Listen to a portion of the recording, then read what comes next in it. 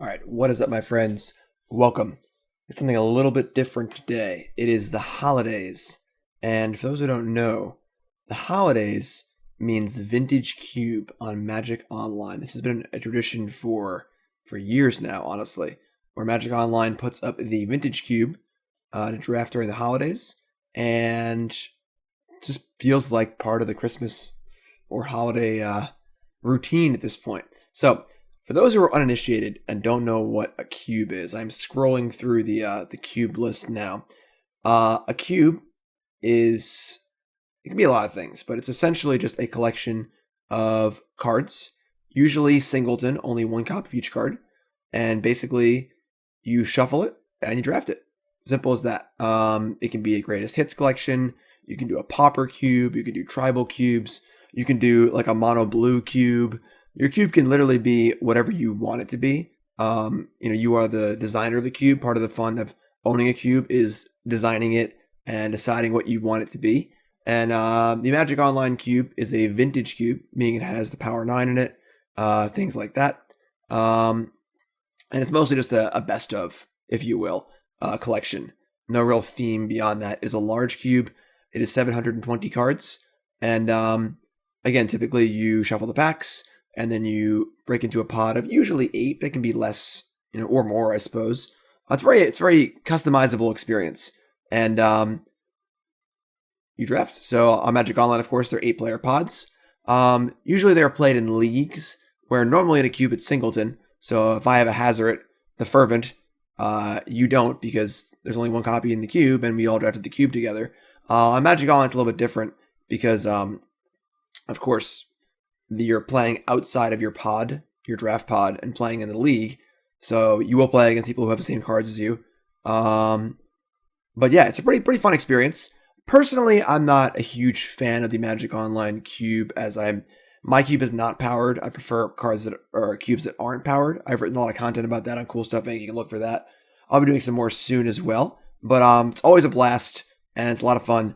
So we're going to do a cube draft to kind of run you through the basics of cube, mostly being you need to be drafting for the cube itself, kind of have an idea of what the cube is, and I'm going to help you learn that going into this. And the vintage cube is a very powerful cube, where all the broken things in Magic are happening here. Tinker, Channel, Natural Order. You can see here, ever want to play a Mox or a Lotus? Well, here they are. Black Lotus, Mana Crypt, Mox Emerald, all some of the best picks in the cube.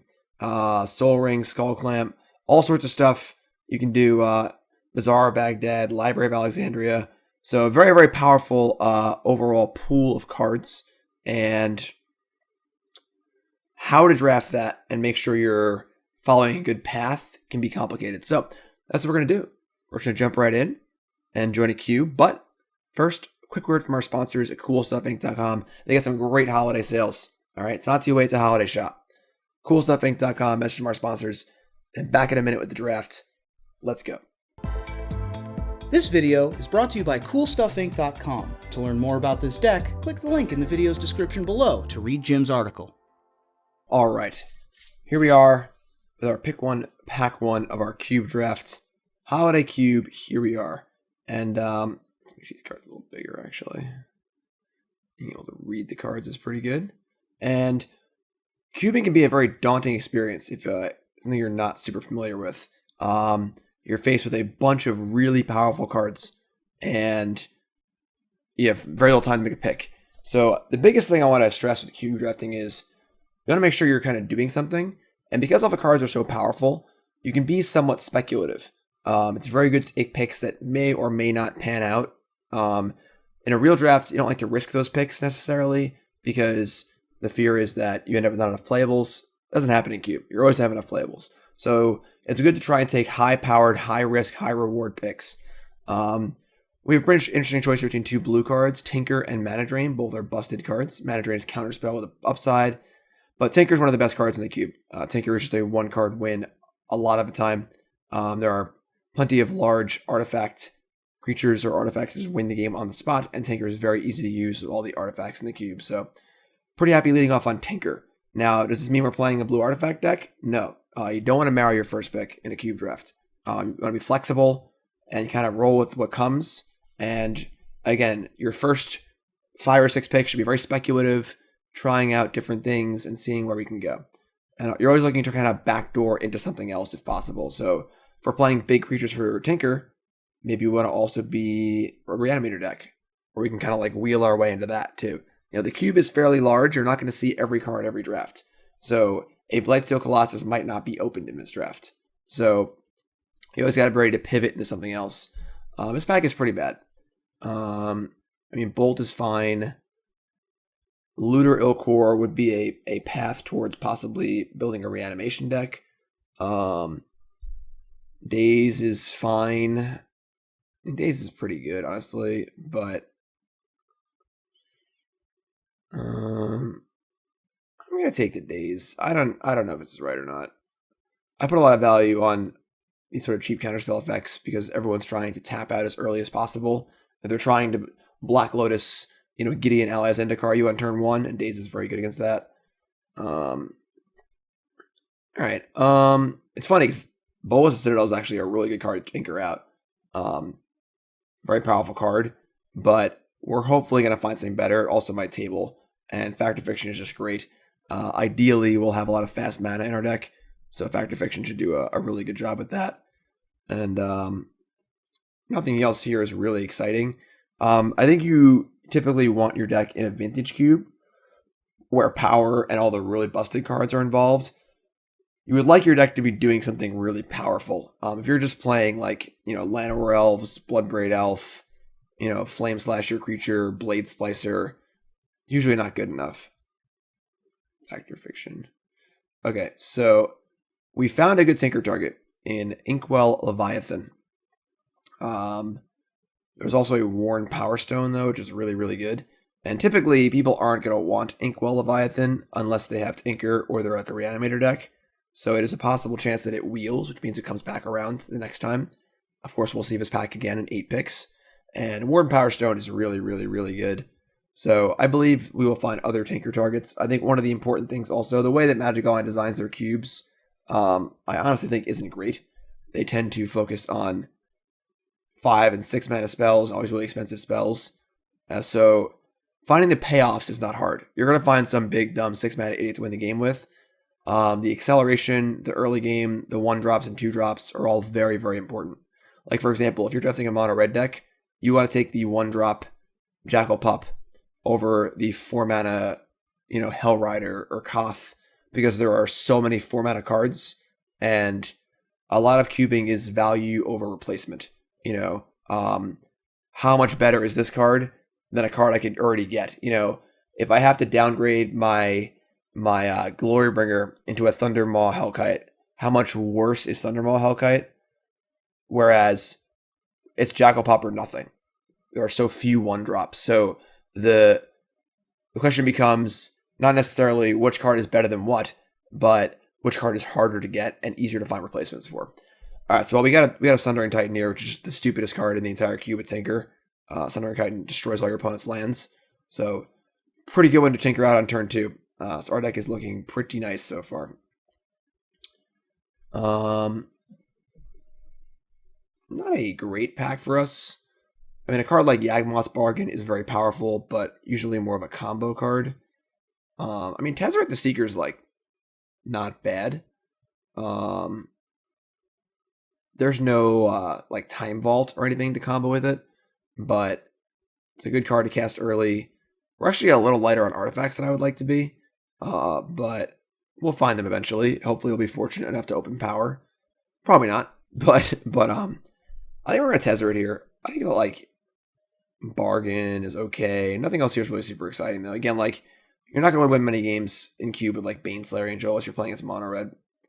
There's an Academy Ruins, but kind of another light pack here for blue cards and artifacts. But Academy Ruins is very good. It's possible to put together Mindslaver. Cubing does reward a knowledge of Magic in general. For newer players, it can be a little hard because they might see Academy Ruins and go, well, I guess putting an artifact on top is pretty cool, and not know that the card Mindslaver exists. So Mindslaver is a very expensive artifact that allows you to sacrifice it and take control of your turn. And you can set up a loop where you just put the Mind Slaver on top of your deck every turn with Academy Runes, play it, take their turn, put it on top, and that's pretty sweet. But it's also in the same vein a good way to kind of learn Magic's history, which is pretty exciting. You get to, maybe you've only been playing for a few years, maybe you're a new player because of Arena, you get to go back and see cards like Necrotal and Palinchron and just pieces of Magic history. It's a really fun walk down memory lane in a lot of ways. It's really cool seeing, the new cards and the old cards, Biogenic Ooze and Smokestack playing together is really cool. So we're going to Stonecoil Serpent here. It's just a reasonable artifact. I think Palinchron's like okay, it's more of a combo card. But Serpent's just like an artifact that's reasonable and is going to make our deck. And we have a lot of mana, so it's a decent mana sink also. All right, so we're pretty locked into our artifact deck right now. Everflowing Chalice is pretty good. It's just a mana producer that gets bigger and bigger. So right now we're pretty on our theme, and now we got to make sure that our picks go towards that theme. Is Sword of Feast and Famine a more powerful Magic card than Everflowing Chalice? Yes, but doesn't really help us. So, okay. So I think we're just gonna Lightning Bolt here. Right now we're mono blue, which is kind of nice. It means we're really, really open.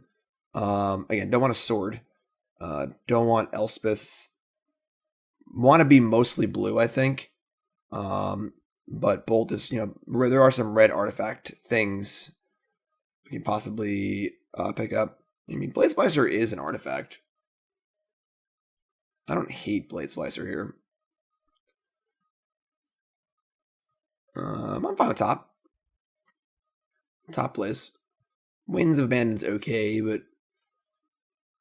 And then Mana Tithe, Flicker Wisp, Oblivion Stone. I mean, Oblivion Stone's actively good against us. So, Mana Tithe is fine. One thing that's important in a cube draft is you are drafting a sideboard too. And there are certainly archetypes in the cube. Mono red, there's a Storm deck, like combo decks. Drafting cards like Baneslayer Angel for your sideboard is really, really nice. So you play against mono red, bring that Baneslayer Angel in. Not great in your main deck, but you can bring that Baneslayer in, and it's pretty good. Oh, and we have an Open to Mox. And a Tolarian Academy. God, we would love that Tolarian Academy, but one of the rules of powered cubes is you basically never pass any of the Moxes, Black Lotus, Soul Ring, Mana Crypt. It's funny, I think Soul Ring, while not part of the Magic, by the Power 9, is actually probably one of the best cards in the cube, if not the best card. But yeah, we'll be extremely happy to take our Mox Jet here, and we're going to pray that this Tolarian Academy tables. It probably won't. Although I think people overvalue this card. It probably isn't tabling. There are some good cards in this pack, but nothing really outlandish. Like Silverblade Paladin's kind of bad. Fatal Push is a little exciting. I guess it could table maybe, but taking the Mox and thanking our lucky stars to open some power. Okay. Now let's talk tutor effects. The tutor effects are card disadvantage. Those who don't know these cards, Mystical Tutor, Vampiric Tutor, Imperial Seal.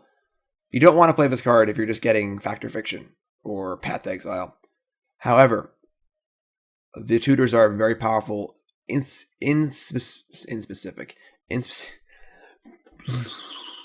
specifically in the powered cube because of how powerful the cards are. Vintage Cube is a very swingy format. Any game we cast Tinker on turn 1 or 2, we are a heavy favorite to win. And Mystical Tutor helps us find it. So this is a pretty easy Mystical Tutor. Strip Mine's nice. Relic is actually fine in our deck. But very easy Mystical Tutor. We're just going to be tinkering through and through.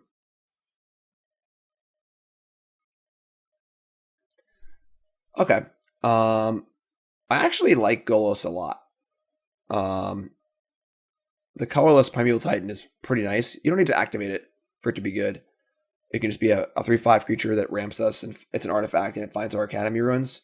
But I think I just want Preordain here. All the cantrips are very, very good. And right now, it's looking like we're going to be mono blue, which is pretty cool. It's sort of paradoxical in that it's important to stay open and try and find the deck that is open, try and make speculative picks. But once you've kind of found your niche, you want to make sure you're streamlining it as much as possible. And we just want to find our cards quickly and efficiently, and Preordain does that very well. Golos might also table, whereas Preordain will definitely not. So,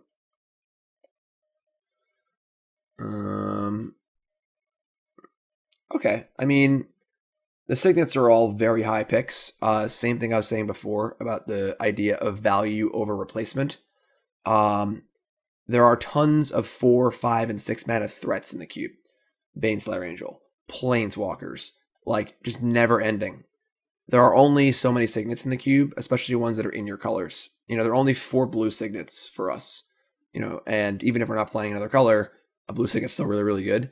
The value over replacement on signets is impossible because there are so few of them. So in a spot like this, I mean, Swords Plowshares is nice if we end up being white. There aren't any actual like threats in this pack, but signets go over most things because ramping is so important.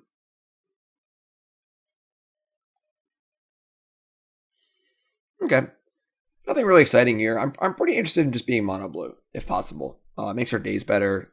It allows us to play a lot of colorless lands for value. So like there are cards here that are reasonable. Like I said though, there's plenty of big dumb cards to win the game with. But I'm pretty happy with Taxian Probe here. We're just taking all the busted blue cards.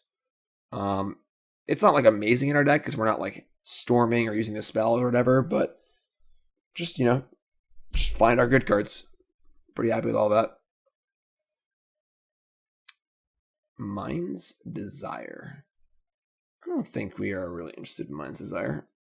Arcane Artisan is kind of a cool card. It's a commander card. 3 mana 0/3. Tap 3, draw a card, and then exile a card from your hand. If you exile a creature, make a token that's a copy of that creature. Kind of cool. It's like a show and tell style card. Not really what we're looking for, but Mind's Desire is like, it's interesting. But that's not really what we're doing. If we Desire for 3 and hit land as always, I think we're pretty unhappy. I'm gonna take the Artisan. I don't know if we're gonna play it, but okay. Tangle Wire is an interesting card. Definitely not having design magic cards now. This is a complete card disadvantage card. It does nothing for you as far as it just puts you down a card, but it's an insane tempo card. Taps all of our stuff. Buys you a lot of time. But I don't know if this is kind of that kind of card we're looking for in our deck. Mox Diamond is a little worse than it looks. It's very good if you have a lot of card draw. We're actually a little lighter on card draw than I would like. But I think I want Mox. Maybe not. I just take Tangle Wire. Yeah, I'm going to take Tangle Wire.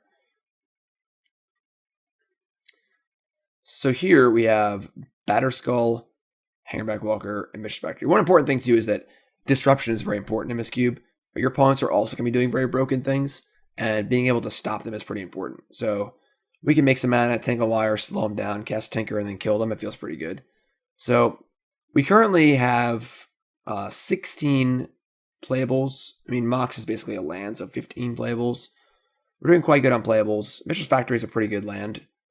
Hangerback's fine. Batterskull's fine.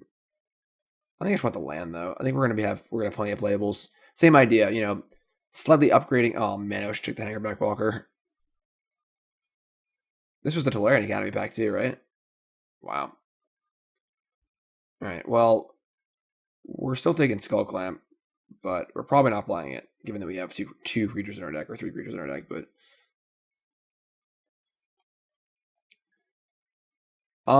Forge Master's pretty interesting. It's not great. Sack 3 artifacts, Tinker, but the better your deck is, the better it is, because the more artifacts we have, and then we have a Titan to get, which is really good too. Taking the Relic is also kind of reasonable. We don't really use our graveyard, and it's kind of like a hate card that's also a cantrip. I think I want the Forge Master though. And pretty blank pack. We're going to take Pyroclasm here. I doubt that we're going to be playing another color, but we have a Bolt too, so splashing red is not off the table. A lot of the cube also, you're not seeing it in this draft because of how we're almost monocolored. But one of the most important things also about cube is your mana base. Whatever lands you get will very strongly dictate what colors you can play. Taking like a polluted delta, like second pick, is honestly very reasonable. Your mana determines everything, and we're not seeing that in this draft because we're monocolored. But taking a fetch land high is awesome. Fetch lands and dual lands are huge, especially fetch lands, because you can find this pack's terrible. Oh wait, we're a little cut off here. Spell Pierce. That's actually really good. How about I miss a card in the last pack? That would stink. Alright, so we're very happy with Spell Pierce. Again, just good defensive card. It's also an offensive card, in that if I go to cast Tinker on turn 2 and then try and counter it, I have Spell Pierce. That's awesome. So, if Spell Pierce wasn't here, there isn't much for us, honestly. But I think that you could consider splashing for a card like Banefire or Wheel of Fortune. The draw 7s. These cards are really weird. Time Twister and Wheel of Fortune. They're very powerful, but very hard to use properly. Typically, you want them in decks that are going to empty their hand or win the game that turn. They're good in Storm decks, things like that. But yeah, really easy Spell Pierce here.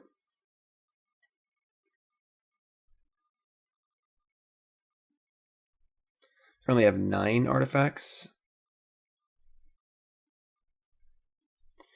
Teferi Time Raveler is very good. And we currently have an Azorius Signet. Sphinx of a Steelwind is a really good Tinker target. And we also have the Mox Jet and the Azorius Signet, so we can kind of like backdoor into casting it occasionally. So this is a pretty interesting choice.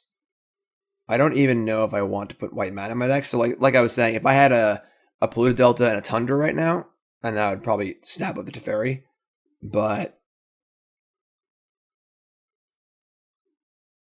I would not be unhappy with Sphinx of a Steelwind. Also, as the game goes on, Titan becomes a worse Tinker target, and Sphinx becomes a better one. So I think we're going to Sphinx here. If we had a Tundra and a fetch land or two, I would take the Teferi, but we're just going to Sphinx to keep it mono blue.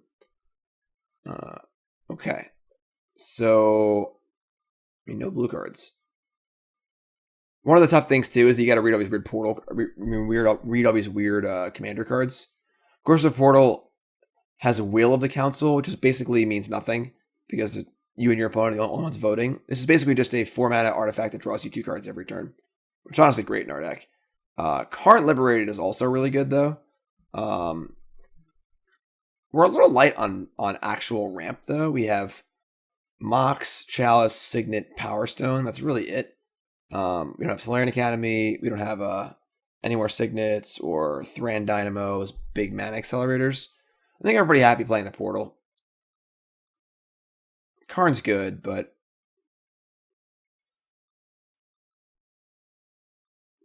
okay. Very happy with Trinket Mage here. This is just a super civic wayfinder. We should go find our Mox every time. And we can find Chalice or Top too. So I'm pretty happy with Trinket Mage here. Meat Vault's also not bad.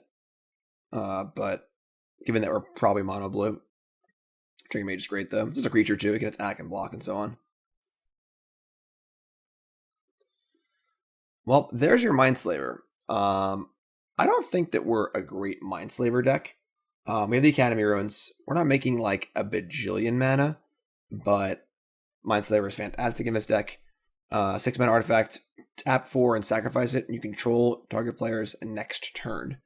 And in a Vintage Cube, the decks are so broken that it's usually really, really good. You can really mess your opponent up with it. So, take Mindslaver here.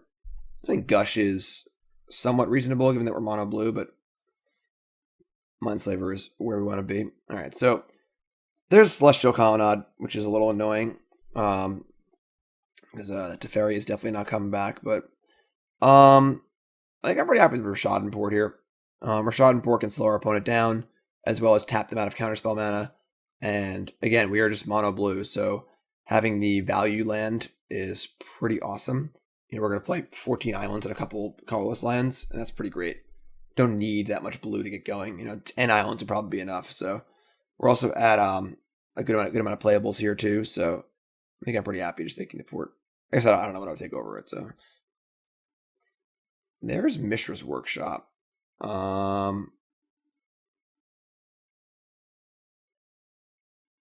Workshop's a weird card because it's a land, doesn't tap for mana for non-artifacts, and we certainly have non-artifacts in our deck. Memory Jar is also pretty good.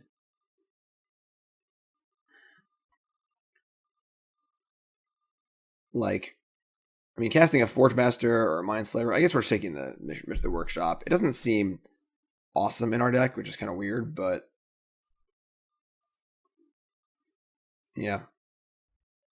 We have enough card draw. I don't think we want Jar. Karn, Scion of Urza, Winter Orb. Karn, Scion of Urza is really good in a deck like this. It makes threats, it draws cards. We can cast it on turn 2. Not an artifact for Workshop, which kind of stinks. Whereas Winter Orb is definitely also very good. We only have 1, 2, 3. We have 4 pieces of artifact mana. So it's not like if we had the Tolarian Academy also, then Winter Orb would be really, really exciting. But I think I want Karn. That's really close. But you know what? I want the Orb. Being able to disrupt our opponent is really, really important. And I don't think we need another threat.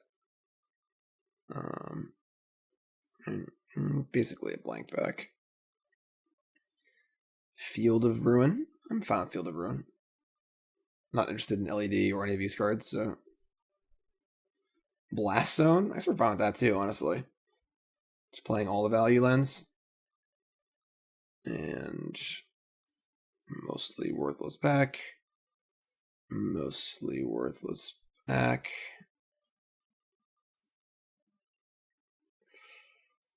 Okay.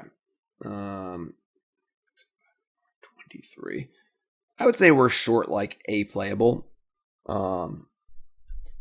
Although with the Artisan we can play the Ulamog. I'm pretty okay with that. Yeah, there's definitely a few picks I would like back, I think, given the choice. But overall our deck is very, very powerful. Just having Mystical Tutor and Anchor alone is huge. The games in Vintage Cube tend to be very swingy because there's so much power in every deck. Oops. So I'm pretty sure we're just adding 10 islands and calling it a day. Is 10 islands enough? Do I want to play? We have. So if I add 10 islands, be careful also. These really wants to add lands for your off-color things very often, like your Phyrexian mana spells, things like that. So it's 16, essentially 17 lands, which is good. We basically have no sideboard, but that's fine. I think our deck's pretty good here, honestly. We kind of just rolled right into a pretty good Tinker deck. We got our Sundering Titan. Tezzeret's pretty cool. We have a good amount of disruption in our Daze, our Spell Pierce, our Winter Orb, and our Tangle Wire, which all work pretty well together.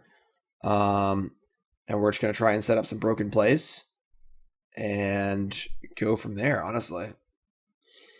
Skull Clamp doesn't play.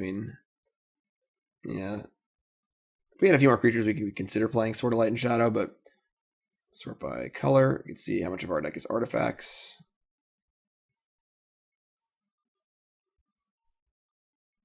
It's pretty good. Pretty good, honestly. I'd say our deck is pretty nice. I am overall very happy with our deck. So yeah. Let's battle. Alright, round 1. It is amusing how close this hand is to a keep, even though it has 0 lands. We have a free draw, a Mox Jet, and a Signet. If this were to find a land, we'd be able to cast our Signet on turn 1 and Artisan on turn 2 and make Ulamog on turn 3. Or Sundering Titan. Of course, if it doesn't draw a land, we just lose. So This is a really, really risky hand to keep. We're playing... We have 16 lands. 16 lands, 2 shots at it. I guess we have 1 shot at it here on turn 1 with the probe, and then another shot next turn. I think if I was on the draw, I would keep this hand. On the play, it feels very risky, though the payoff is really, really high. One of the important things about actually playing your matches in Vintage Cube is understanding that your opponent's decks are just as broken as yours are. And the London Mulligan is really powerful. It's less about card advantage and more about literally just who can do their thing first. You know, doesn't matter if you mulligan to 4 if we cast Tinker on turn 1, you know? So this hand has that potential of being exceedingly powerful.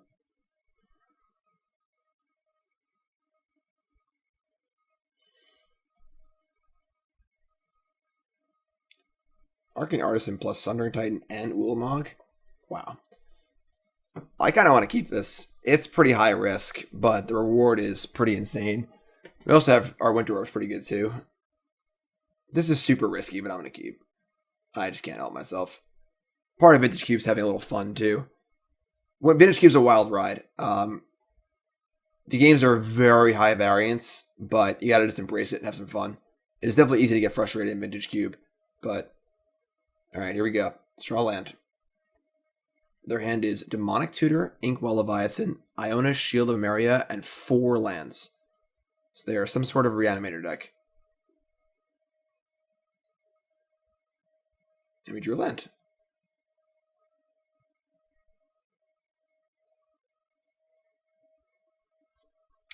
Better lucky than good. So, I mean, they're going to try and reanimate stuff, but we are just going to maybe shoot multiple lands. I don't even know if we play this island, because we want to Sundering Titan them with Arcane Artisan. We can also just Ulamog them.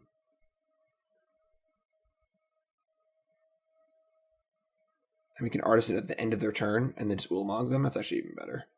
So I don't know if there's a benefit to playing the land or not. I don't really see a benefit towards to playing the land, so let's just play the Artisan here and see if it sticks.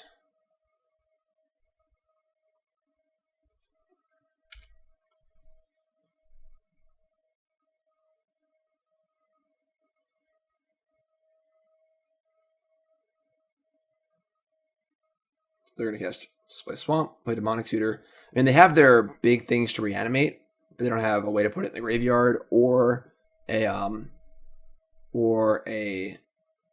way to reanimate it yet. So that Tutor is going to have to be really good. All right, so target player draws a card, then exiles a card from their hand.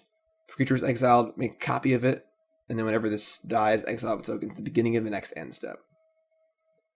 So if we do this at the end of their turn, we get to attack with Ulamog no matter what. So I'm just going to play a land now if you've drawn a land. Maybe I screwed up, because if I had played the other land, I could have Winter Orbed and then also done this. That probably was better.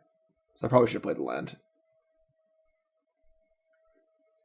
Even though Winter Orb only taps one of their lands, we just want to buy that one turn. I think we're in good shape here. I'm not sure what they can do to break us up. If they can kill the Artisan, even if they kill it, it says when this leaves the battlefield, exile all tokens created with it at the beginning of the next end step. If I do this during their end step, we're going to get one attack with Ulamog in no matter what. So, Una's Prowler. Okay.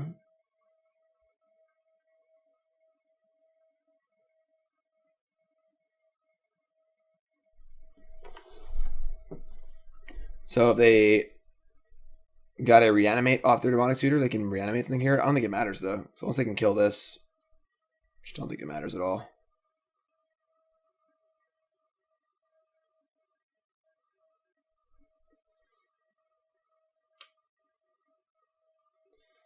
All right, they are discarding Iona. Thankfully for us, we just don't need to play any more spells. And they have the reanimate, so they're going to name blue, and we're going to blow them out with our Ulamog, the Infinite Gyre. So target player draws a card.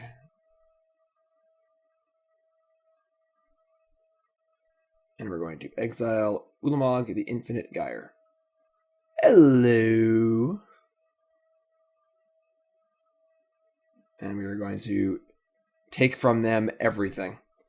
And I think we just put in Sundering Titan and cast Winter Orb this turn and leave them with no permanence with the Annihilator ability. By making them lose 1 land, we get to Annihilator 4, so the game's just over. Which is cool.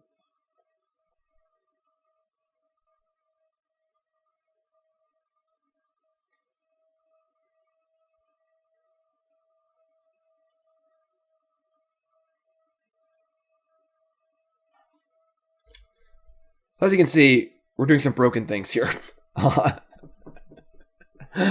This is Vintage Cube in a nutshell. Opponent reanimates Iona on turn 3 against the mono blue deck, and it's not even close to good enough. So this is your goal. What you're seeing right here should be your goal for the most part in what you're drafting. If you're just playing Scavenging Ooze and Garruk Wildspeaker and trying to just like play kind of normal Magic, it's usually not going to win you too much in Vintage Cube, unless you have a lot of disruption, like a lot. Thought seizes. So you either want to be doing really broken things or being able to successfully stop really broken things. Surprisingly, cards like Mesmeric Fiend are quite good. Again, Thoughtseize, Daze, Spell Pierce. If you're an aggressive deck, being able to slam the door with a Winter Orb or Tangle Wire, Armageddon, things like that is very important. You just gotta be able to stop what your opponent's doing in some way, because what they're doing is usually pretty good, especially if you're, 1-0 or 2-0 and playing for a trophy.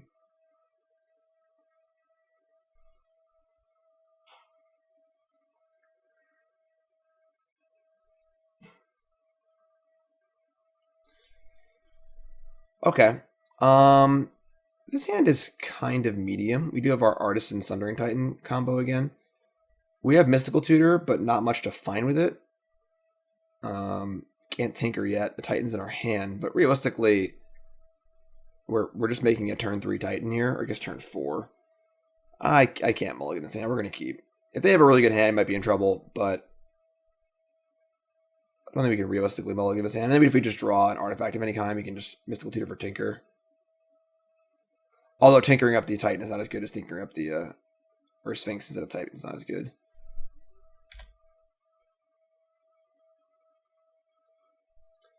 They have Entomb. Mono Black Reanimator decks are pretty scary.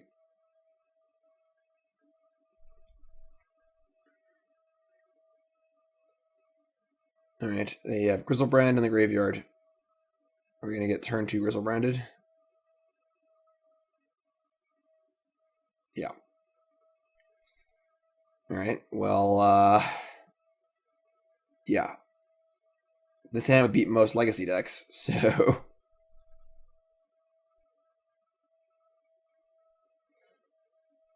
Where'd that Spell Pierce at?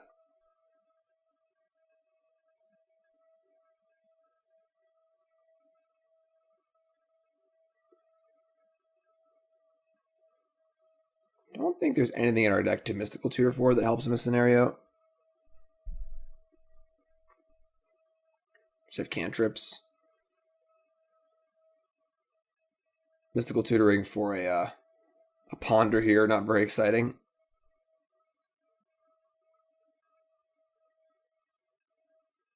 Discarding. They're playing Dark Confidant in their Grizzlebrand deck. I respect that. I have a lot of respect for that.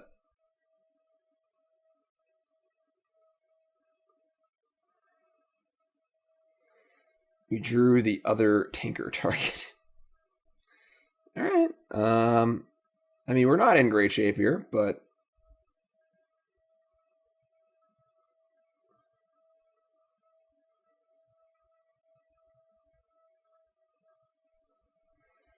just port him. Slow him down a little bit.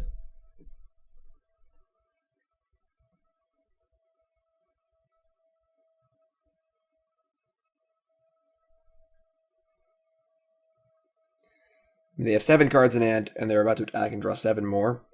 We can't really punish them for being at 5 life, so... And they have Thoughtseize. Alright.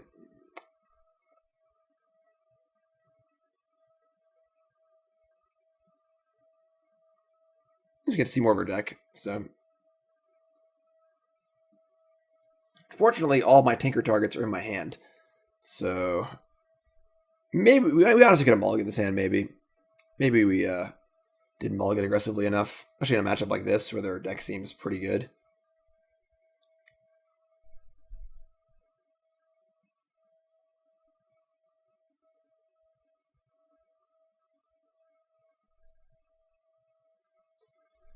Damn. Well, we have some very expensive cards in our hand.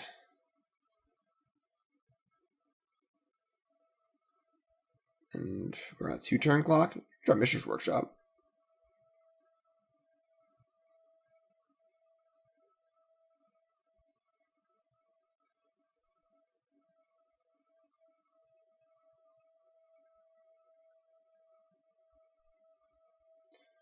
Try that Relic Opportunist, you know.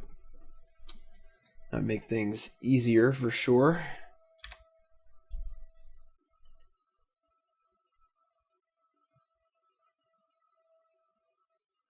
I imagine they struggle pretty hard with turn 1 Relic.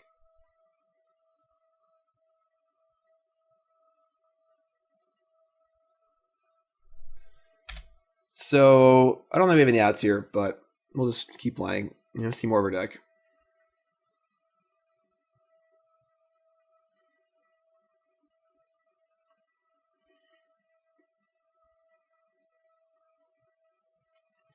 Actually, they plan to draw 7 here.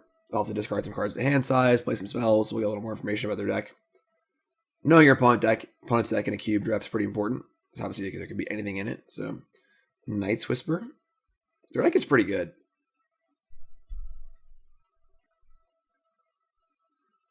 Alright, we are dead. I suppose turn 2 Grizzlebrand on the play is good enough. I'll give you that, opponent. I'll give it to you.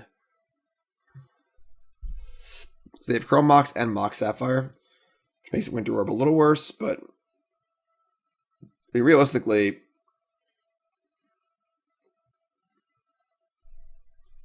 I don't think we are bored. We could, like, if you wanted to be, you know, a little exciting, we could board in, like, Fairgrounds Warden and Manatithe, and maybe board out, like, Field of Ruin. I mean, Field of Ruin seems awful. They just have no non-basics, it looks like. I mean, Sphinx of a Steel Wind doesn't seem great against them.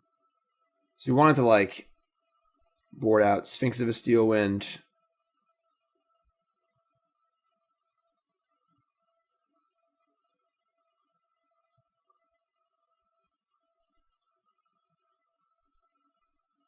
I mean, I don't know if I even want the Manatithe, honestly.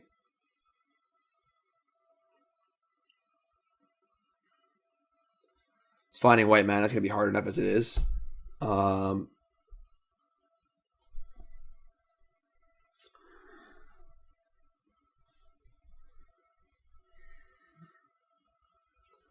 could see Trinket Mage also not being necessary.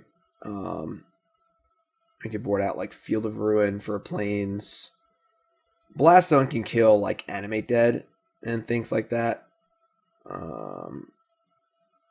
Port's fine, Workshop's good, Factory's fine.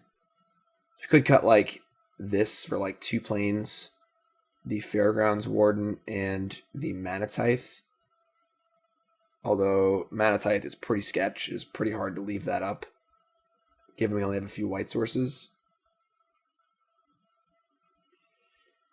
Maybe just leave the Trinket Mage and board out the Fairgrounds Warden. Like, Sphinx of a Steel Wind doesn't match up well against Grizzlebrand or Iona or most of those cards.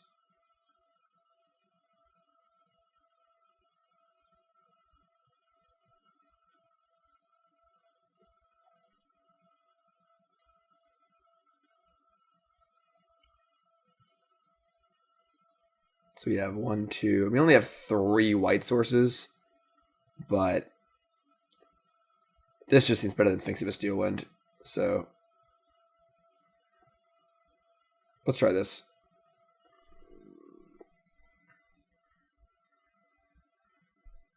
Definitely not that's not our plan A. That's like our plan like C or D, but doesn't really hurt us. We're down 1 blue source and 1 bad tinker target for the ability to possibly have the Fairgrounds Warden. Alright, we're going to be mulliganing pretty aggressively here. I actually like this hand a lot. Mostly on the back of Spell Pierce. We're going to keep.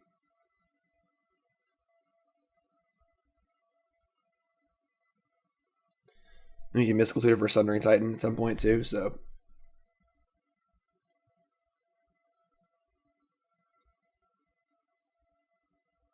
For Tinker.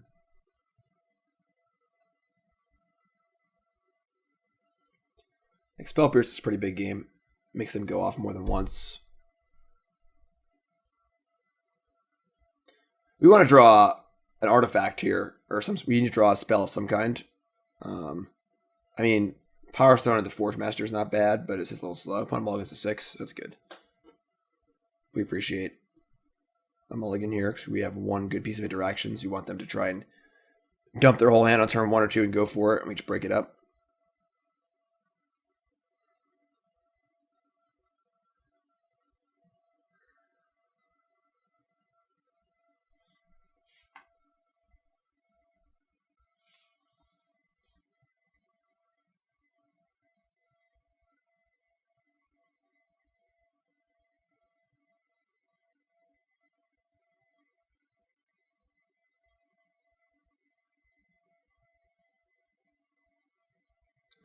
And they're really the tank here. Mystical Tutor for Fact or Fiction is not the end of the world either if we really want to find some action. Alright. It's a classic. Island Go.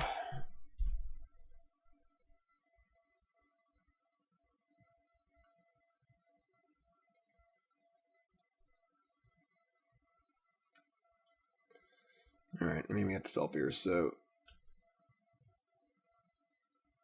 not ideal. They have the Thoughtseize. They have the combo also. We can be in trouble here, but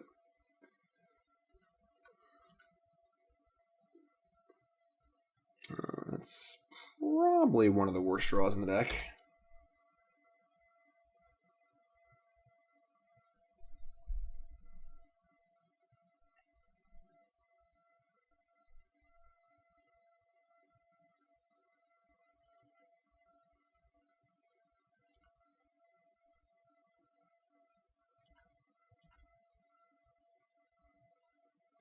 That's actually really nice.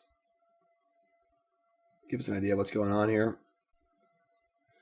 Their hand is Bone Shredder, Chrome Mox, Collective Brutality, Go for the Throat. It says, I guess this does kill the Artisan, and Necromancy. So they have essentially nothing going on. If they find a big creature, they have a way to discard it, and they have a reanimation spell. But until that point, they don't really have much. They have some random destroy target non-artifact creature spells, which is good. So draw a card. It's Blast Zone. That's good against the Necromancy, as I was saying before.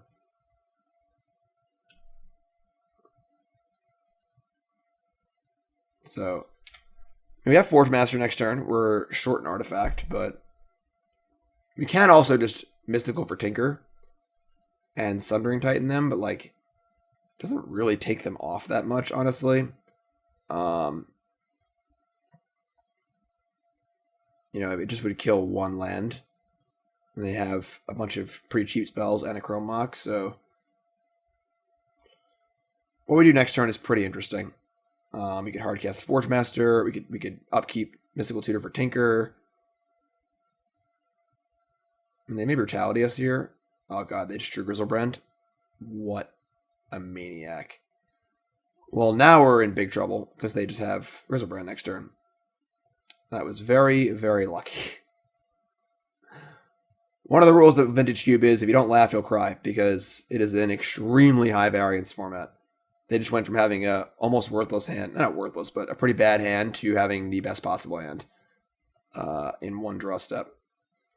And now I don't think there's much we can do. They just have Necromancy next turn for Griselbrand. And we have the Blast Zone to blow up the Necromancy, but they're just going to draw up 14 cards, so it probably doesn't matter. That is not a Daze. That is not a Daze. 2, 3, 4. I mean, playing Forge Master, I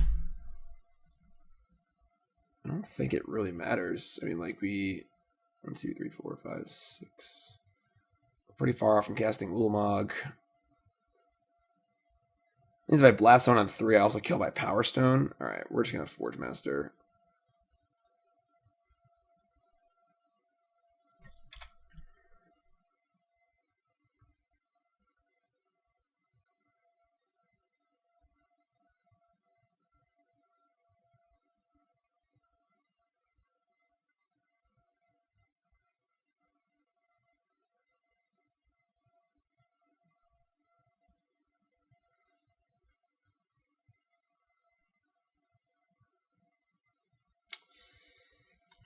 Yeah.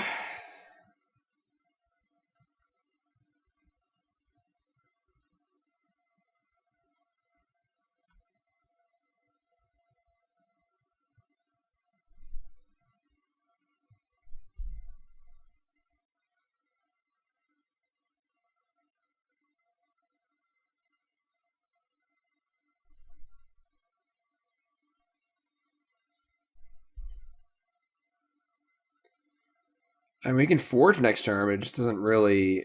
I guess getting Sundering Titan, like, it doesn't actually beat the Griselbrand because they just gain 7 every time. I mean, you could get Titan and then Blast on away the Necromancy, but the Titan doesn't matter that much. Killing 1 land doesn't really matter. All right, they are drawing the full 14.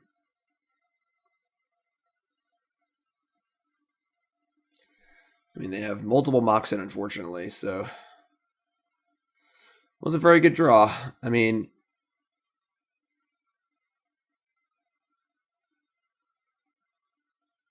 We weren't too scared of them duressing us with brutality because they needed to keep it to discard a big boom boom. So...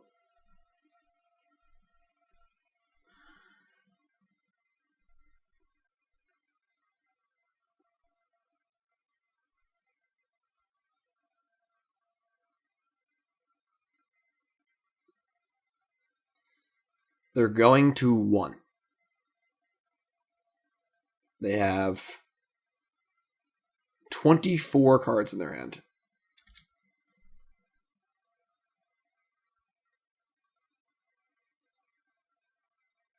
We know 3 of them. We know 2 of them.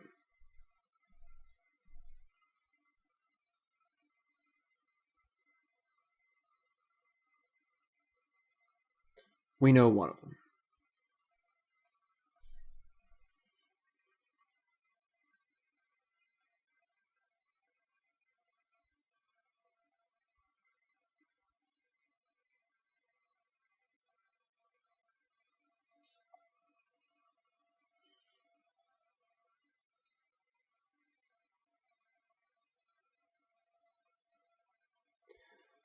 Only like a Walking Blister or something, you know?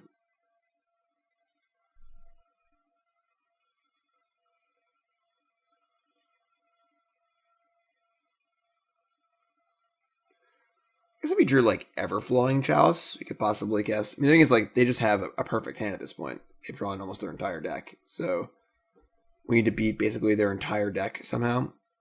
All right, they're moving to discard. Discarding Iona.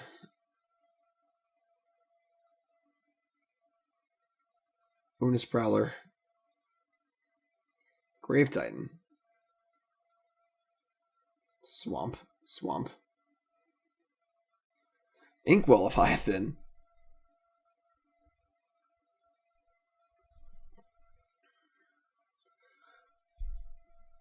Island. Only 5 more to go. Swamp.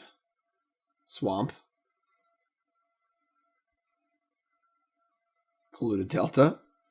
3 cards to go.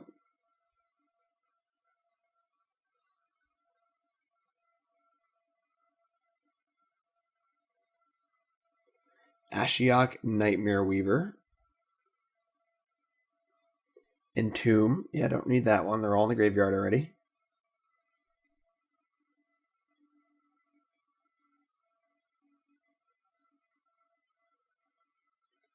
And Pack Rat. And we draw Rishadenport.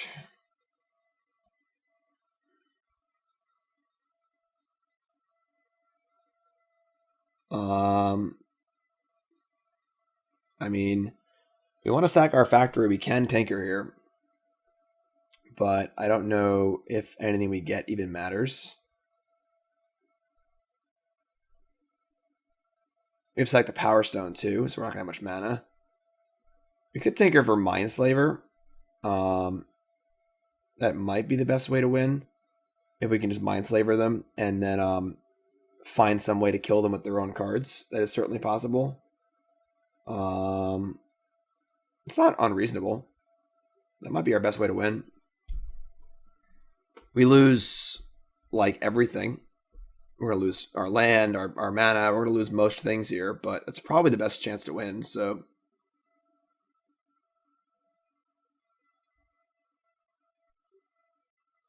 I mean, they probably could have a counterspell too, but we're not beating much here. I guess they can't counter it. Never mind. All right, that's what we're gonna do. I think. Wait.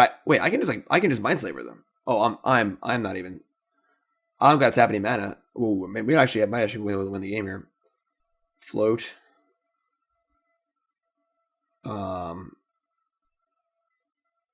Activate this.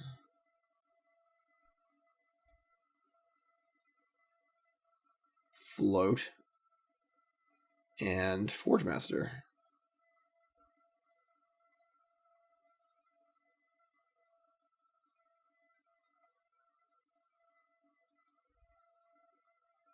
And Pray. They have seven spells in their hand. I mean they have Thoughtseize in their deck, right? They already cast that.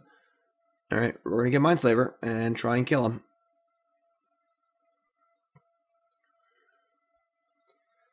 Mindslaver you, my friend, at 1 life. It's hurt their Delta, which kind of sucks. Alright. Here we go.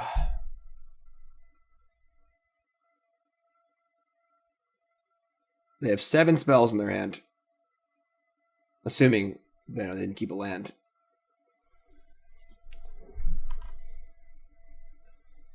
They have Reanimate. They're dead. Excellent. Switch Reanimate something and they die. All right. Yep. Reanimate Inkwell Leviathan. That's game. Cool. Mindslaver is very powerful. I'm glad I remember that that card was in my deck. So we just beat a turn 3 Grizzlebrand.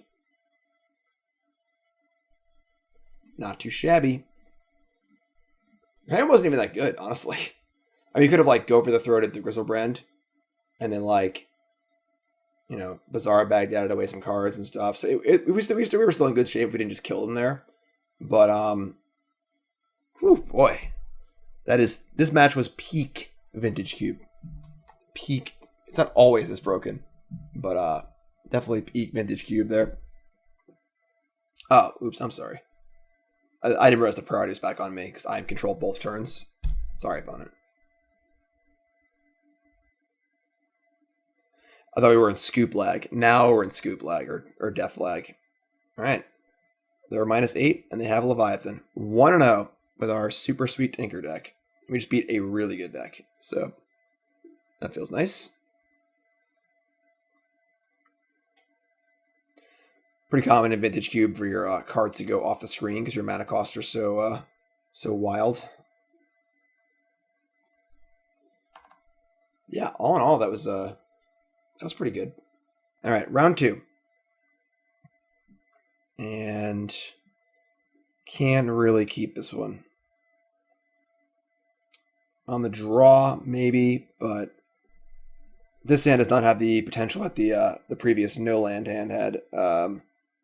We draw a land, it's great, but if we could cast this Spell Pierce, if this is an island, I might be a little more interested in this hand, but we can't keep this hand, so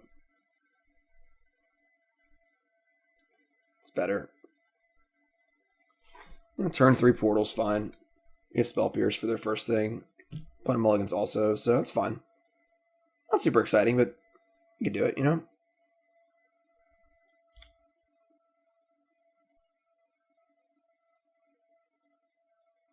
Portal's nice. Just personal Howling Mine. A lot of words on it. All of these Will of the Council cards are multiplayer cards, but in single player, there can't be a majority. If one player doesn't want it, one player does, so it's just always basically the homage ability.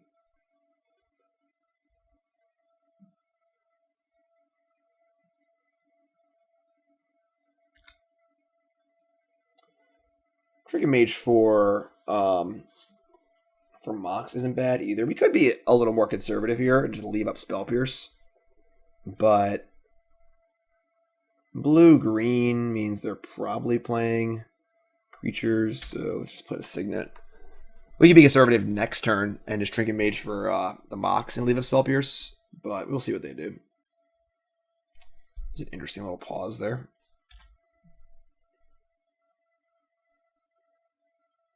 Wall of Roots, alright. I mean, countering Planeswalkers is a pretty big game, too. I think I kind of want to leave up Spell Pierce.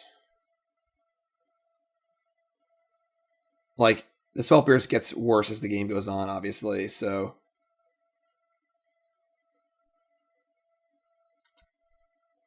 So we have... I mean, you do have Stonecoil Serpent. I don't know how useful an extra mana is right now. Top's kind of whatever. I don't hate Stonecoil Serpent, actually. You get Mox Jet, like, anything happens to our portal, we just have nothing.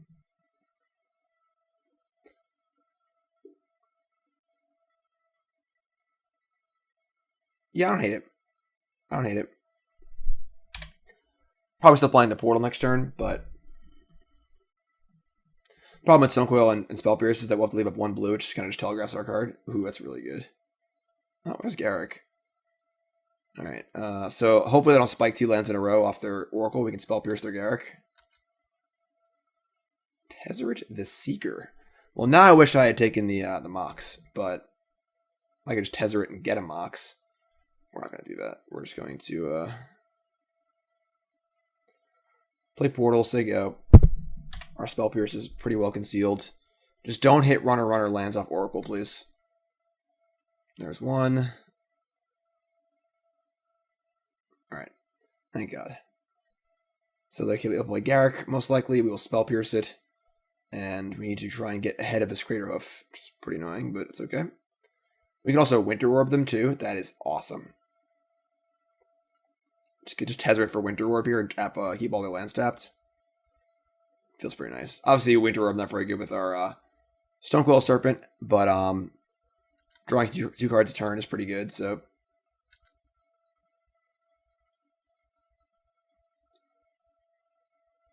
So we vote for Homage. Draw a card.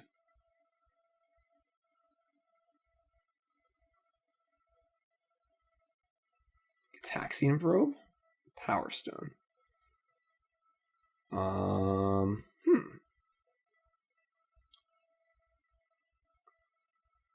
That's pretty good. We're going to Winter Orb, but let's get Taxian Probe first to see what's up. Their hand is... Oh my god. Natural Order, Opposition, Primeval Titan, Treachery. That is quite the hand.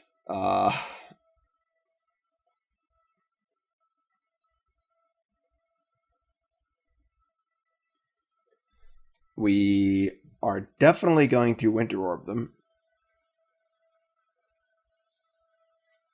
Yeah, I mean, we're just going to Winter Orb them and just hope we can buy enough time to keep doing stuff, because frankly their hand is terrifying.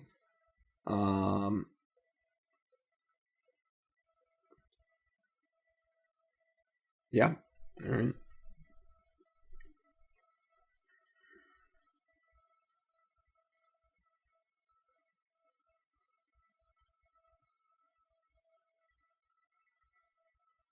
Pretty sure this is Winter Orb.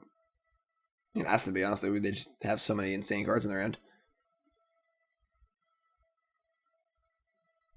Alright, so we can untap a couple things next turn, play Power Stone, untap that with Tezzeret, which is pretty cool.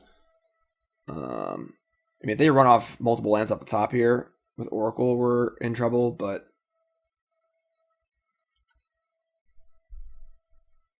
we just need to have them brick on land for a turn too, I think. I actually like untapping the field because we could possibly field them in their draw step with a land on top.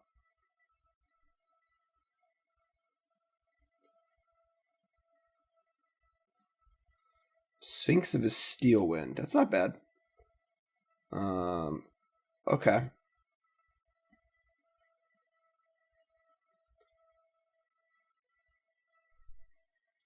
I think I really like the idea of having field up. If they have land on top of their deck, we can shuffle it away and just try and hope that they miss on land again. I like that a lot. So let's make that happen. I guess you want to just like Signet, untap. No, I want to untap the Power Stone, I guess. Yeah, I'd have the mana for that. So let's just go. So our Winter Orb's a little brutal for us, but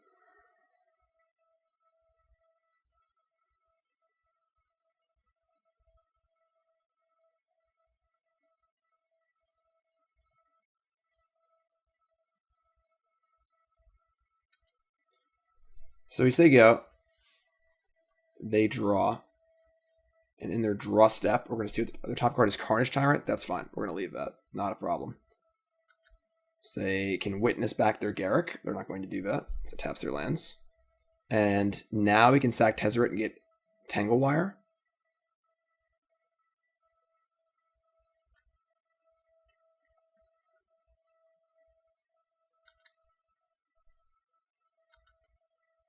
Or just draw it. We'd be sick to just draw it. Mishra's Workshop. Okay. I mean, Sundering Titan is what we'd really love here, but I'm pretty sure we just get Tanglewire because we can't afford them drawing. I mean, now they can actually cast Natural Order, so Tanglewire just taps 4 permanents, which is the bomb. We're just drawing 2 cards a turn, a bunch of mana, so yeah, we're going to Tanglewire them. We'll attack first. And then we can Field of Ruin them. I guess it doesn't matter anymore because now they're drawing Carnage Tyrant, so they can't do anything. I think it's. I'm sorry, yeah, we can still field them, right? Because the Oracle's still in play. Alright, they blocked rats. I guess we can seal our Workshop.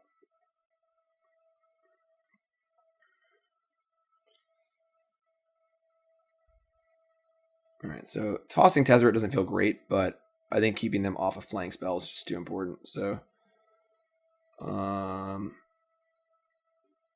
Alright, we say go. Oh, they scooped. Alright, sweet. So that's the power of Tanglewire Winter Orb. Their deck is full of insanely powerful cards, but we were able to stop them from doing anything. So we were drawing Mindslaver too, and Academy Ruins. Obviously, Winter Orb Academy Ruins doesn't work too well together, but alright. With no red sources, I don't think trying to put in the Pyroclasm or anything like that is reasonable, so we're trying to run it back. Their deck seems very powerful, but a little weak to like early Sundering Titan off Tinker, things like that, so just trying to keep the broken stuff going. We were a little fortunate there. They missed on their Oracle for a turn or two, but their hand was pretty insane too, so. Okay. We have an Artisan and a Preordained to find stuff. The stand's like not super exciting. We have Preordained. We're just gonna keep. We have Preordained and Artisan. No mana on turn 1 is nice.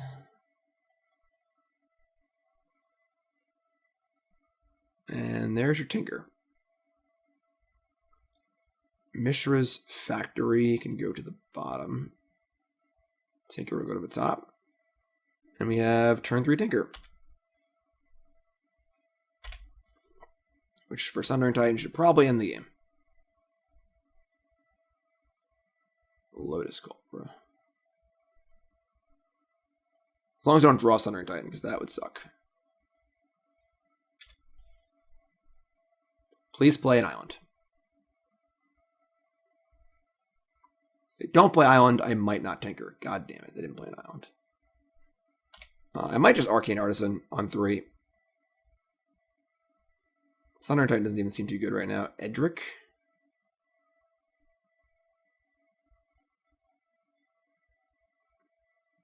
Yeah, I'm pretty sure we just Arcane Artisan. It's also an 0-3. It blocks their stuff too. And set up for Sphinx of a Steel Wind off the Artisan. Also, we're going to Tinker, but I think having the ability to do this is pretty nice. We got Pro multicolored here on the Stonecoil Serpent for the Edric, which is kind of cute. I mean, things are scary if they cast like Natural Order or something, but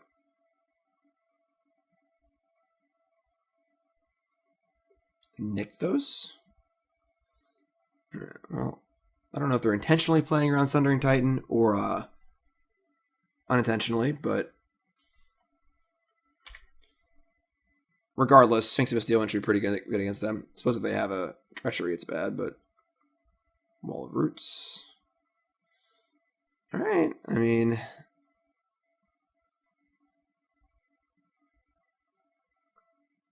Tangle Wire doesn't really do much. They can just tap Wall of Roots, Lotus Cobra, Edric, and a land. Yeah, I don't think we're just going to end step Sphinx of a Steel Wind.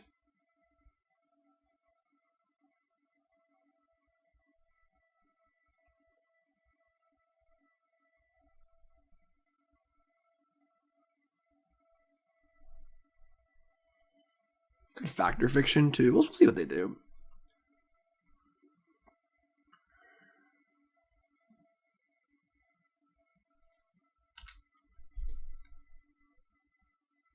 They do nothing. Now we can Tangle Wire and port them. Alright, that feels pretty good. Alright, so copy of Sphinx of a Steel Wind. And now we get to Slam Jam.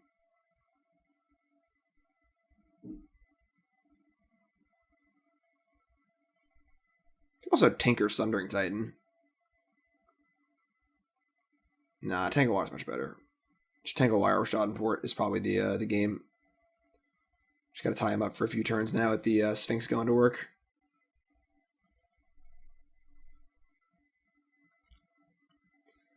So lobby Tangle Wire to resolve, and then we're going to tap a land after that.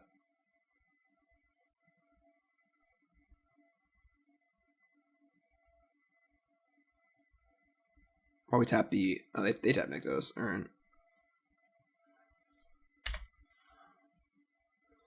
In response to my porting, they're going to Beast Within my Artisan. That's pretty good.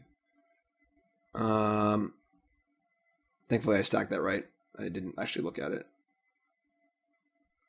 You gotta fade first, so one... I mean, I guess we're just gonna Tinker. Can I Tinker and port them? No. 1, 2, 3, 4. Yeah, I can, actually. So we're gonna... we're tapping Tangle Wire, Land, Serpent. We get to go... Tinker, Land, Port. Yeah, alright.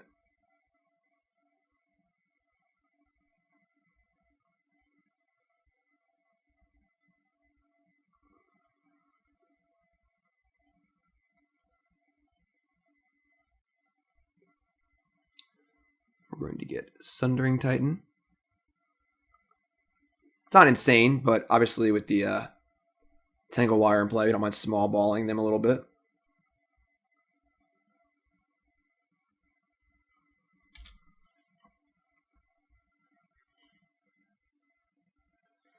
Tangle Wire tap 3 things, then I port them. You still have Portal and Factor Fiction behind too, so we're going to tap the Nykthos, which currently is 3 mana, so it's the same thing, I guess, but they could not. They could do more stuff. It seems better than Forest, so I mean they're almost dead on board, so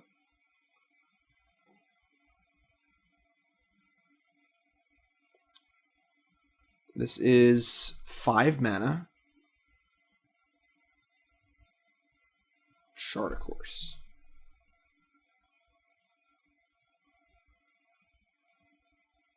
Discarding Narset and Narset. And playing Eternal Witness. So not a bad, not too bad for them. They're getting Beast Within. All right.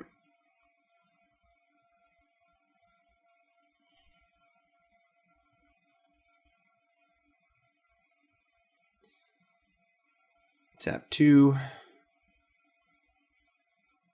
Blast Zone. That's not bad. All right. Just attack.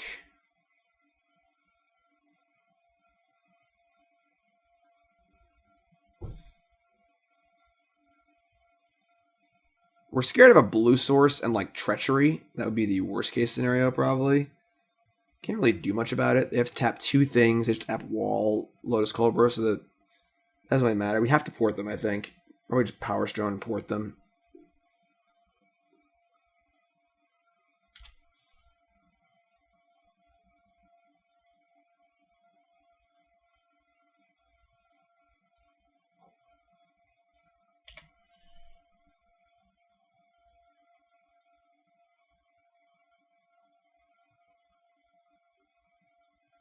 Pretty close game here, all things considered. I mean, we've done some pretty good stuff. We tinkered. I guess our Artisan got answered immediately. But was Garrick Wild Speaker here would be devastating. Natural Order, also bad. No Progenitus, please. Terastodon? Alright. I mean, if they want to kill my stuff, we get 3/3s. If they want to kill their stuff, they're going to make a bunch of 3/3s. I think we beat that pretty easily, honestly. I mean, not easily, but we have plenty of things going on.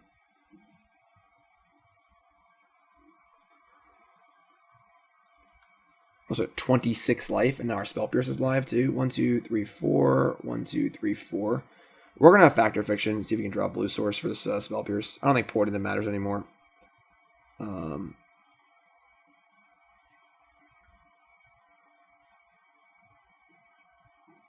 don't think...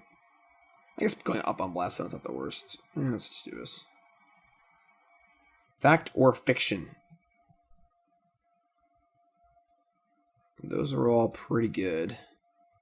We have 4, 5, 6, 7, 8 mana currently, so we're not really there on Ulamog yet, but Mindslaver is also pretty much a win. Both these piles are pretty great for us.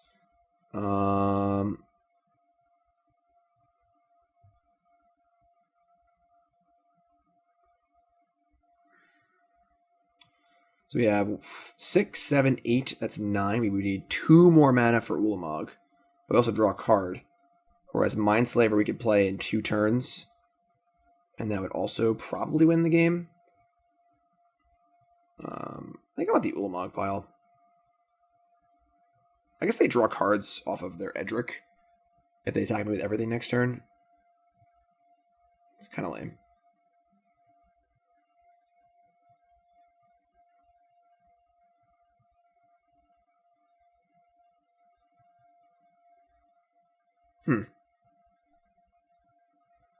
Very interesting. Very, very interesting.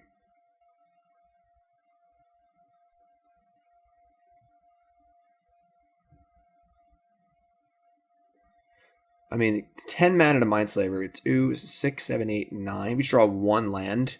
We get to Mindslaver next turn. Alright, I'm going to take this. And then this shuffles everything in, which is fine, I guess.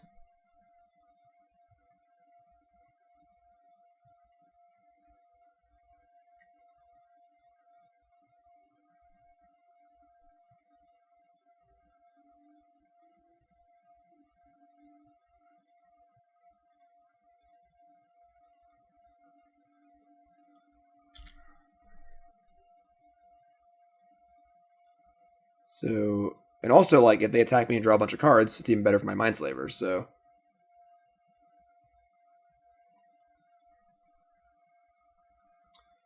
So hopefully find some way to kill them.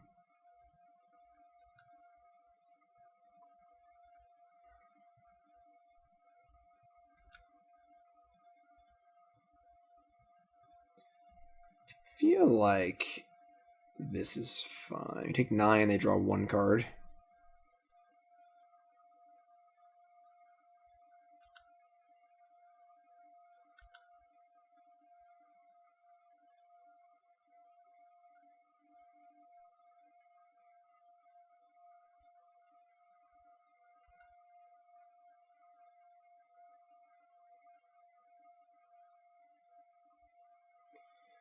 Beast within Sunrise. This is kind of cute. So this turns off our ability to Mindslaver next turn. Right, 1, 2, this is 5, 6, 7, 8, 9. I mean, yes, we have to draw land. All right, I think I'm gonna Spell Pierce this.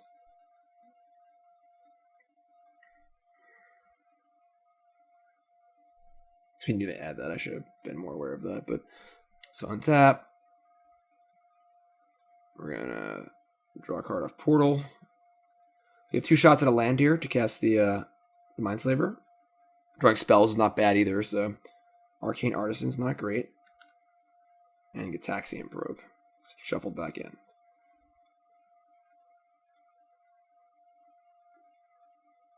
They have... Wow, they have Force Negation. That is sick. Okay. That complicates things further. Right, it's Trigon Predator, Force Negation, Crater Hoof, Carnage Tyrant. And they have the blue card.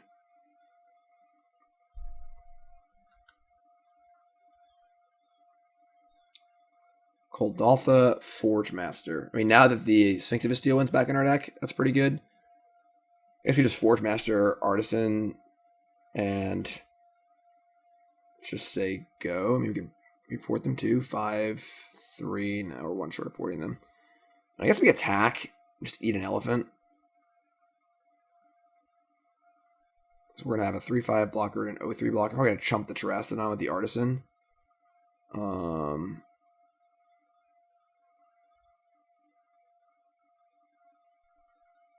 They draw a land, they can Trigon Predator, which is doesn't really matter once the thing's in play. So, I'd rather attack or block here. I think we're chumping Terrastodon no matter what. Then Forge Master blocks something else. Maybe attack here.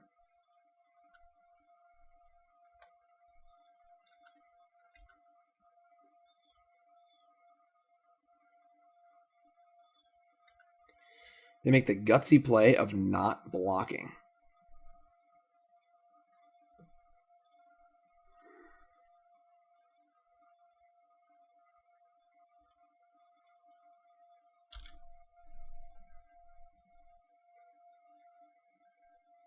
So they have to avoid lethal damage. We have a pro green creature to go get.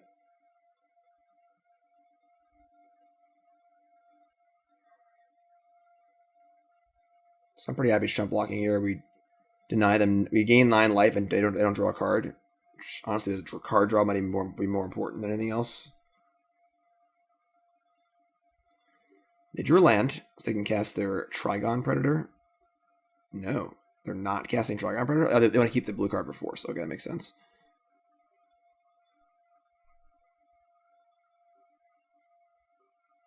It's a pretty interesting game, honestly.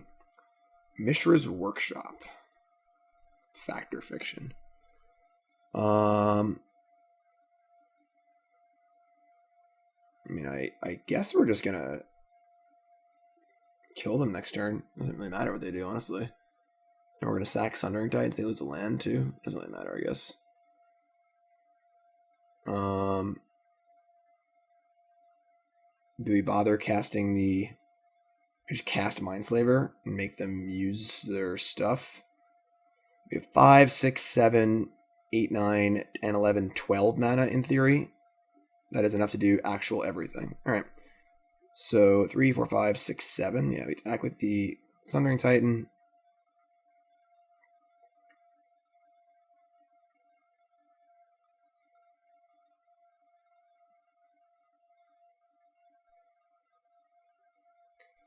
We're going to make them use their force.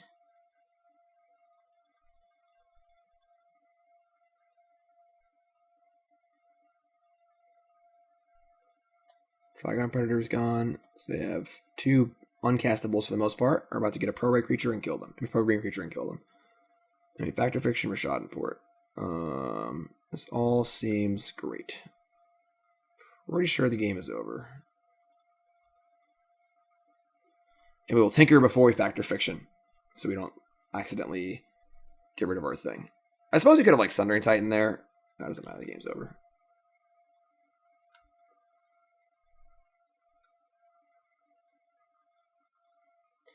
We will sack. We can leave its Titan in play. Doesn't really matter, honestly. Whatever, we're just wasting time. Sure.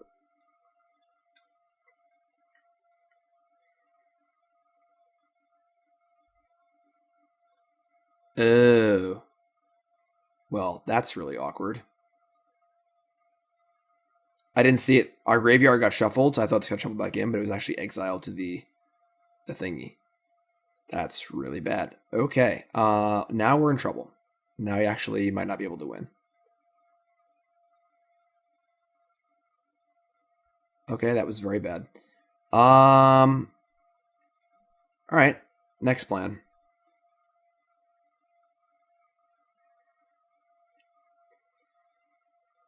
I guess next plan is Blast Zone for 2.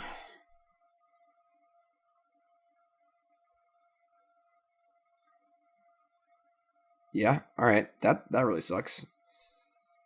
All right, so we screwed up. So we're going to add a counter to Blast Zone.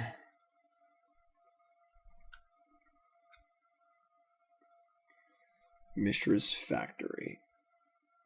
All right. I mean, we get that as Blast Zone, 2 mana creatures, and say go, and we're still in pretty good shape here, honestly.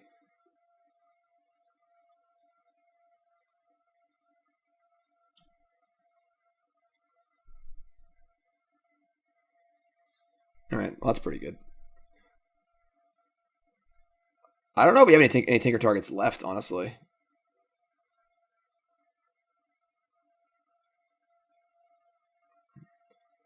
All right, we're just taking the Ulamog pile. We have 5, 6, 7, 8, 9. I guess we're not that close to casting it, but now you know. But now not even Blast Zone. Oh man, this game's a bit hard.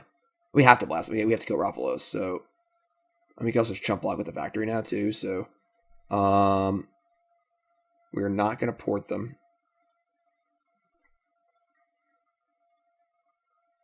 I can't block with the factory.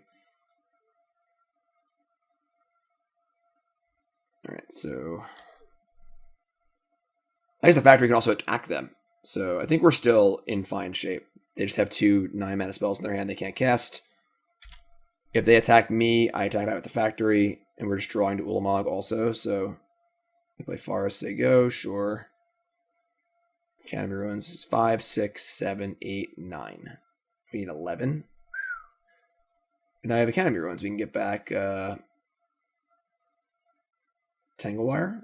It's fine, I guess.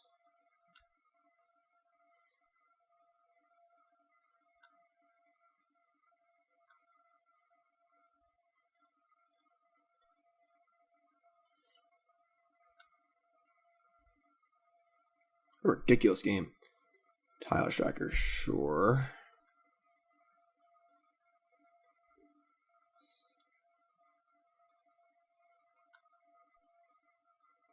Think about the Power Stone on top to guarantee Ulamog next turn. We could get Tangle Wire, but the Power Stone just guarantees Ulamog, so.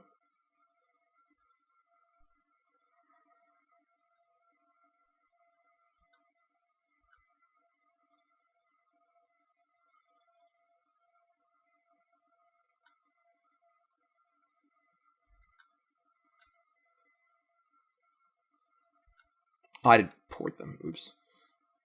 I hit the button too fast. Elves of Deep Shadow, it's fine. Alright, this game is over, I think. I said it like 6 times already, but I think the game is actually over now. 5, 6, 7, 8, 9, 10, 11, yeah.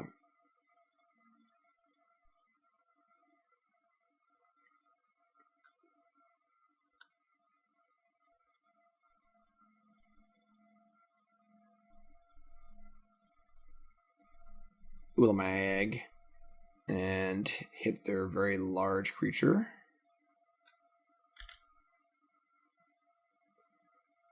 And now we can attack.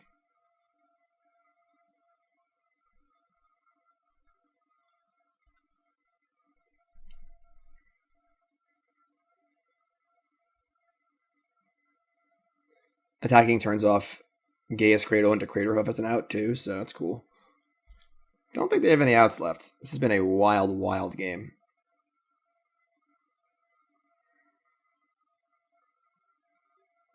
We'll revel in this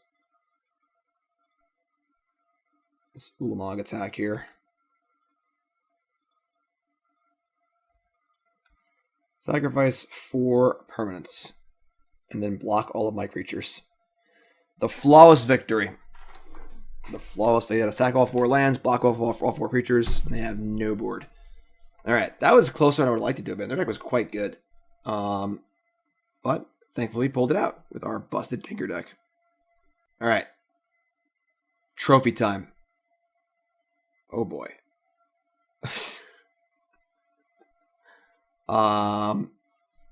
This is a hand of Magic cards.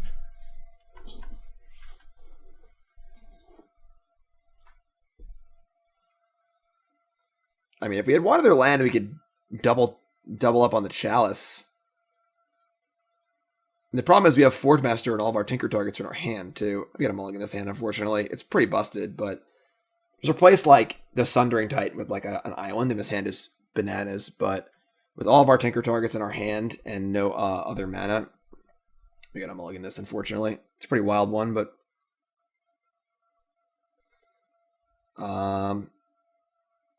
I mean, it's not as not as exciting. We're going to keep Ship and Island.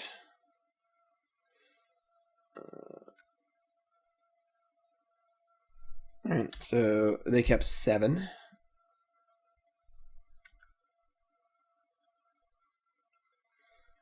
Forest again, eh?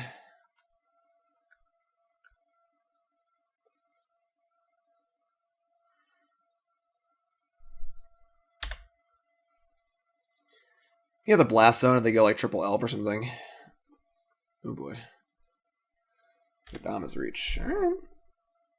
Hopefully they're playing like a 5-color Mishmash deck and we can Sunder and Titan them into this Stratosphere. Nope, just 2 colors. Please, Lord, don't plow under me.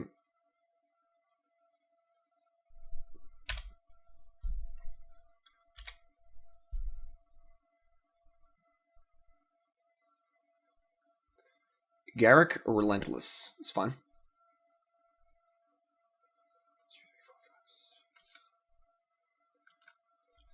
We're 1 off from Forge Master and Winter Orb. Winter Orb seems pretty good here, honestly. And they have a Planeswalker in play, but we can hopefully find better things to do. Let's start with the Preordain here. We can Forge Master after Preordain too, so. Mystical Tutor, Coercive Portal. I mean, we could like Winter Orb, upkeep Tutor for Tinker, and then Tinker them. That's pretty good.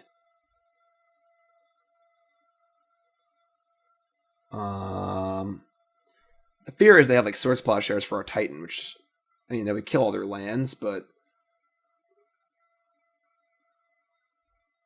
And the Portal... I mean, playing Portal this turn is pretty good too, honestly. Then I would draw Tutor, then I could Tutor, and then Tinker in response. That's actually really good. Okay. So we're just going to cast the Portal this turn.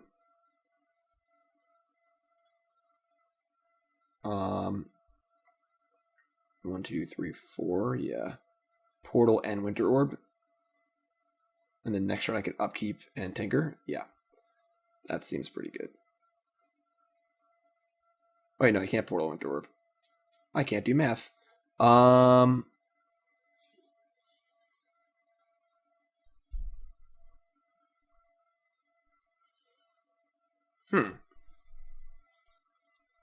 Let's have Forge Master available too. It's not a pretty heavy investment though.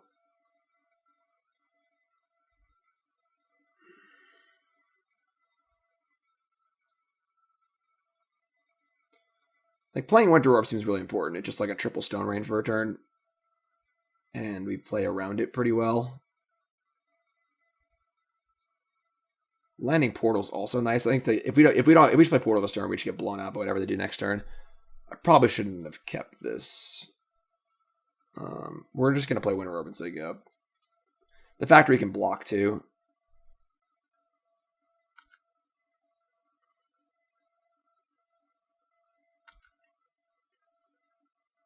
So I guess now we're a turn off of our upkeep Tinker plan. Yeah, we screwed this game up a little bit.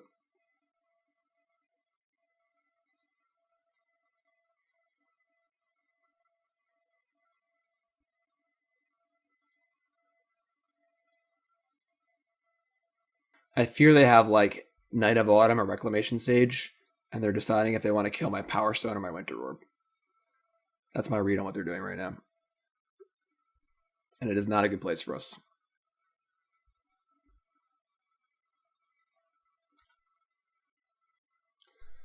I mean, we're blocking.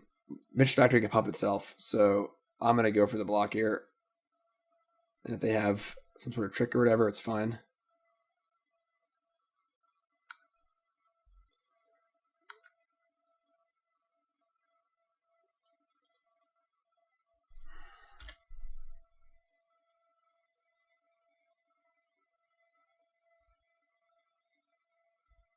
Kind of a weird, unexpected thing if you're not familiar with Mishra's Factory. So, mistake factor there is definitely reasonably high. All right, let's untap Factory.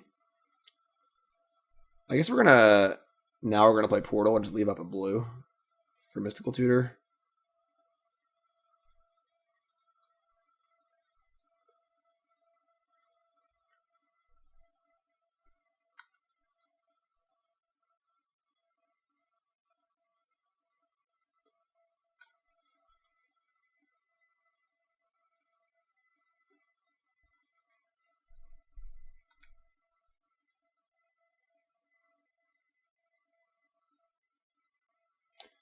Suppose end stepping Mystical Tutor isn't even necessary because we just the land is on tap anyway, but I guess we'll probably still do it. Actually, maybe not. Maybe we'll untap play on like Mana Tithe.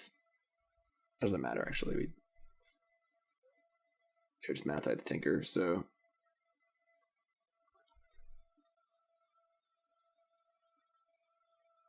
I mean, them giving us a free wolf is definitely pretty nice. So we're gonna have one big idiot in play and kill some of their lands.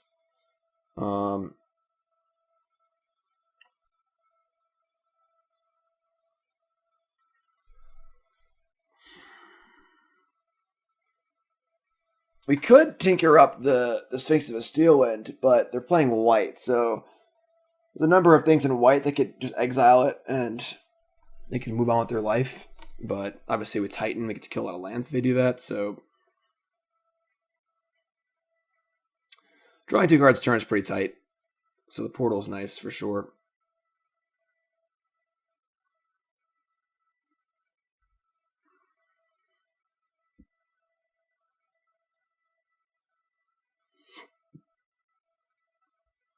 And they are really tanking here. They want this trophy.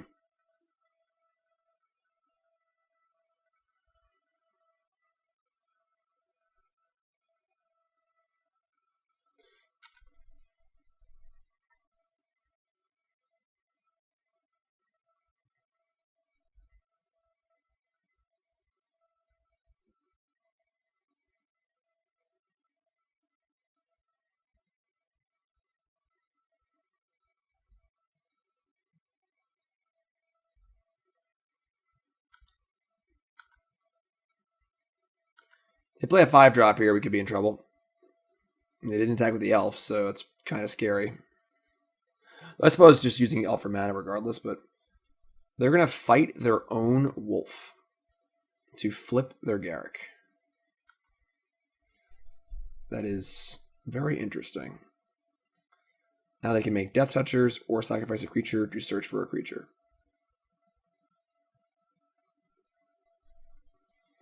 Okay. They're the gears are spinning over there. The gears are certainly spinning.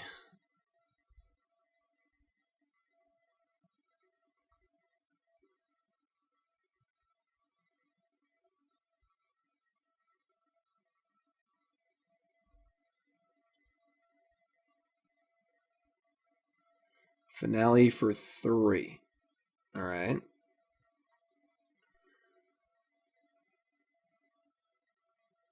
Rex Sage. Please kill the Winter Orb. Maybe not, actually. Yeah, they kill it. Yeah, they kill the orb, and now we just tighten them. Okay, this is fine, honestly. Now I get to untap all my lands, too, which is pretty cool. So, if I can kill this Sage, I can kill their Garruk, too. I'm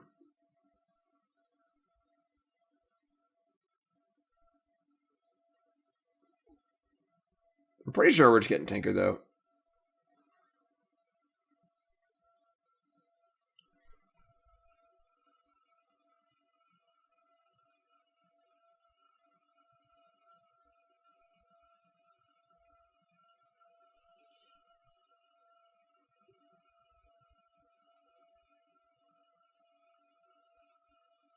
All right, draw an extra card.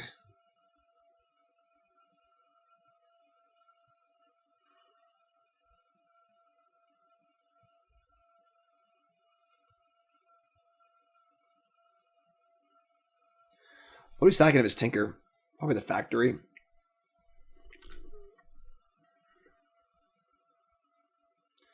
All right, let's see what's going on here. Actually, I think it's a really good draw. All right, their hand is Elish Norn, Elspeth Sun's Champion, Terastodon, Woodfall Primus. Okay. I mean, if I kill 2 lands, they still have 5 mana. If I draw a land, they can cast Elspeth. Yikes. We might be in trouble here, folks. We could blast on away the Llanowar Elf. We draw a Zoria Signet. That's a good Tinker. We can play Signet, Tinker, then we're 1 short of blast zoning the Llanowar Elf. Conversely, we could blast zone Llanowar Elf, and then we're 1 short of tinkering away the Mishra's Factory too. Jeez. I mean, they are. If they play Elspeth, I'm not sure if we can win. Realistically, that card is very, very good against us. If they have to draw a white, I guess, to play Elspeth. Maybe we can just wait. Just play Signet, Tinker, and leave up Mishra's Factory. We could also, honestly, Academy Ruins the Winter Orb. It might actually have been correct just to do that. I didn't even consider that. So I tinkering. I could have just Academy Ruins the Winter Orb and played it again. So I like the idea of blast zoning the Llanowar Elves and playing and tinkering up and getting the Winter Orb back. So let's do all that. I can't do everything in 1 turn, but let's just play Signet. I suppose I could sack the portal. 2, 3, tinker away with Signet, get Titan, and then we'll end step put Winter Orb on top of our deck.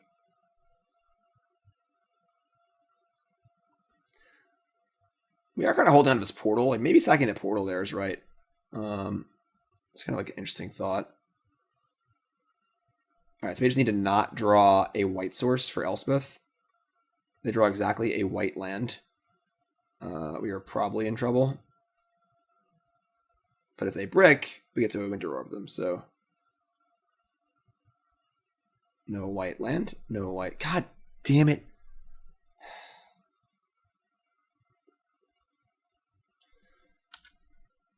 I don't know if we can beat this.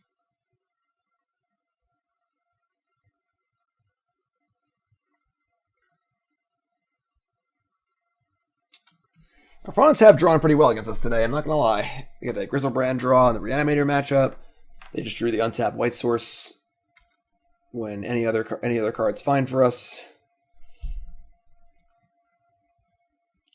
Not too good, and now we can't really attack. And I guess we can attack with the Wolf, but... So now getting Winter Orb is bad because they just can make tokens until we die. I don't know if we have a way out here. That's so sick. That is very, very sick.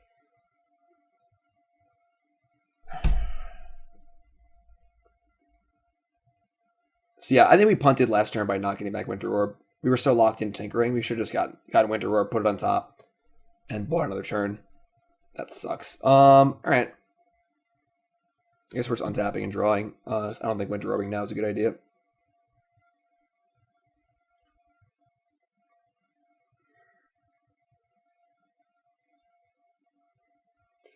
Draw Mindslaver. Draw Factor Fiction. Okay. I mean, now they also have access to any creature in their deck. They can sack a creature to search for a creature. That's pretty bad. I guess we just ship Mindslaver and see what happens. They have a way. They have like a Knight of Autumn to kill it or whatever. It's fine. Oh, they can sack. This is search library. All right. Yeah, just play Mindslaver. I don't think we not creature. I don't know if we got any outs here. So we screwed up. We punted. You draw a land. I mean, I can cast Elishnorn too. Yeah. Yeah, we needed them to not find land for a turn or two. I mean, if we Mindslaver them and they draw Terastodon, we can just kill all their things, but they'll have a bunch of 3/3s. And I don't know if we can beat a board of a million things. We don't remove stuff from play. We can, like, I guess Sphinx of Steel wins.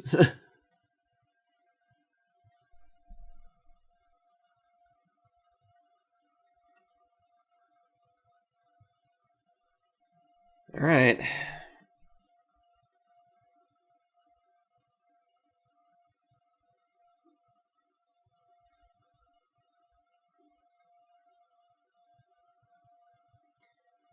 Destroy all creatures' power. Am I just dead?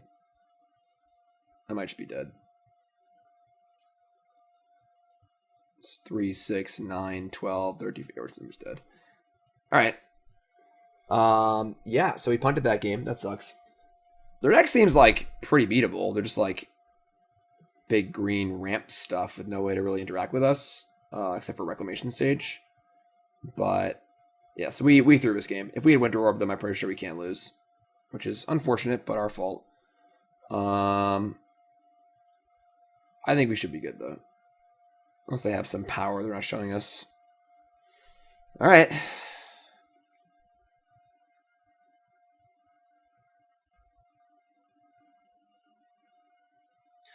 Got 2 Tunnel Visions. I'm a Tinker.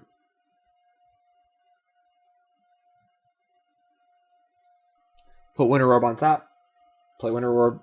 They can't cast a spell. Untap. We can tutor for Tinker and probably cast it. So we had the Power Stone. And then they probably can't win. Yeah. It's okay.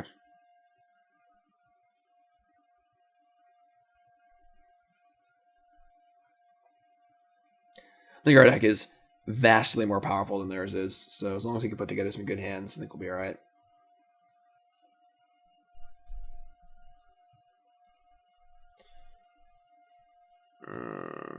It's not great, but it's got Preordain.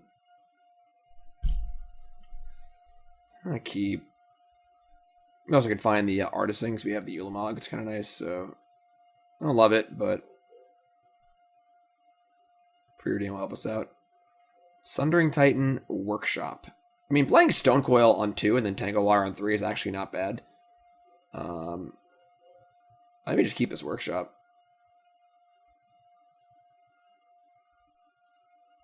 Let's play 4/4 on turn 2 and Tanglewire on turn 3.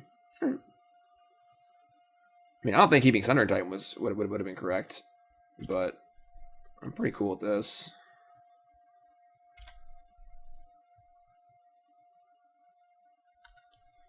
No liner off is nice. All right, don't want to draw any more lands, that's for sure.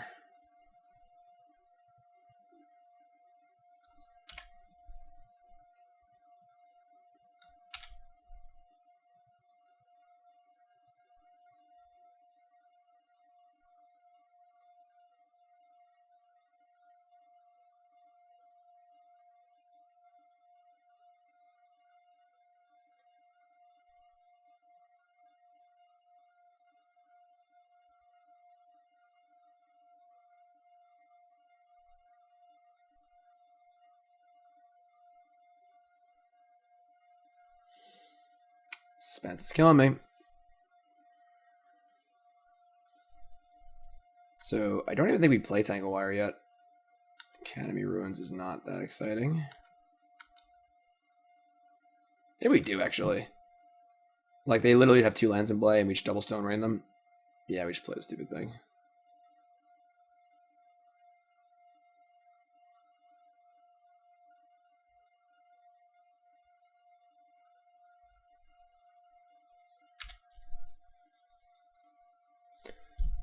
You haven't drawn any spells yet, but we can just ride this Tangle Wire coast to coast here.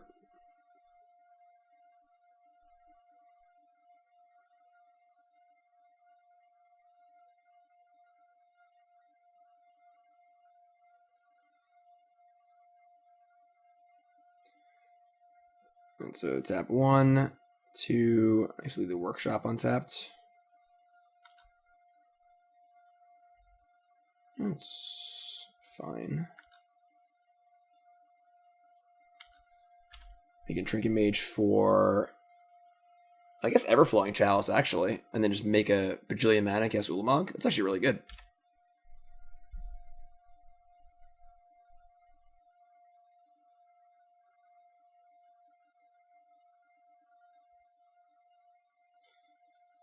So, tap Tangle Wire, and I guess Island.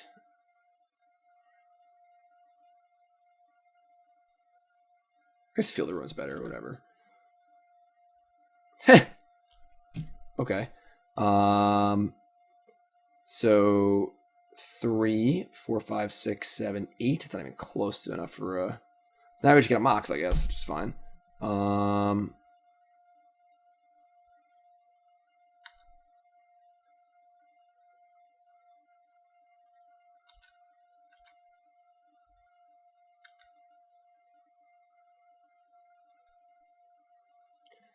Next turn it's Chalice for 1,000,000, and then the next turn is Ulamog. They only have 3 mana next turn, so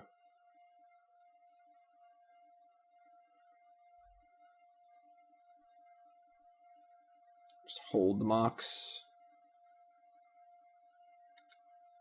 So next turn we have 3, 4, 5, 6, 7, we have 9 mana next turn.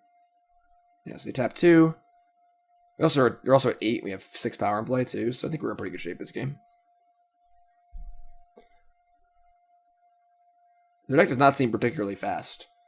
They've shown us 1 Llanowar Elf, no pieces of power, no signets, and a lot of big, like, 6, 7 mana spells, so it does scare me into thinking they have Lotus, because they are 2-0, I assume, which the paths of the pairings usually work. So they just, like, Lotused out some 5 mana Planeswalkers on turn 2. Okay, this is fine. Now we just have a bigger Chalice next turn. I mean, they got some mana here, and a Llanowar Elf. Alright. I mean, we have Ulamog to follow, so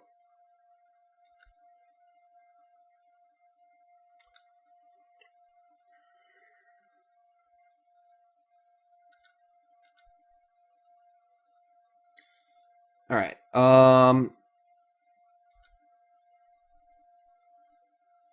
We may be able to play Portal too. Let me do some math here.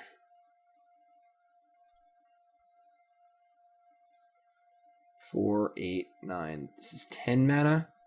So we can cast Chalice for 5, which would give us 5, 6, 7, 8, 9, 10, 11, 12 mana. We need 11. But if I cast Portal, then we're 1 short of casting Ulamog next turn. Yeah, I would just crank this stupid thing for 100. So 3, 4, 5, 6, 7, 8, 9, 10. So 5? No, 10. No. Yeah, 5 multi-clickers, 10 mana.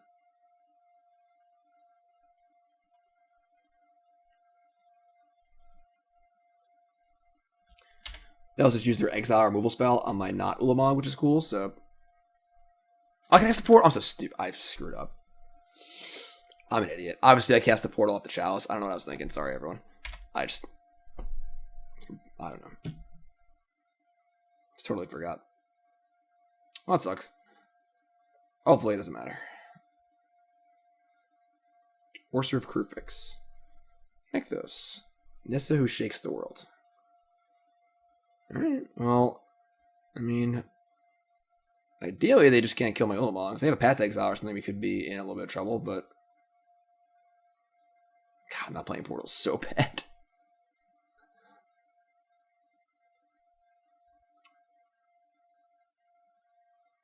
Devoted Druid. Alright.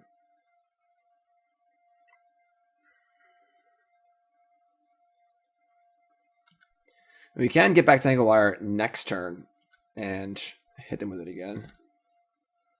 But no, I can't cast the portals. I have to cast Ulamog. Alright.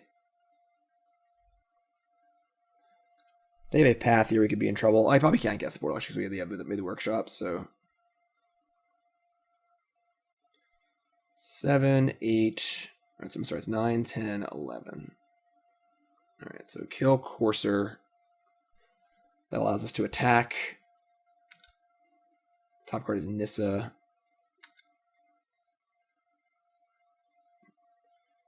Pray, but I don't have a Path to Exile or a Swords of Plowshares. Or I guess like a Banishing Light effect would do it too, but...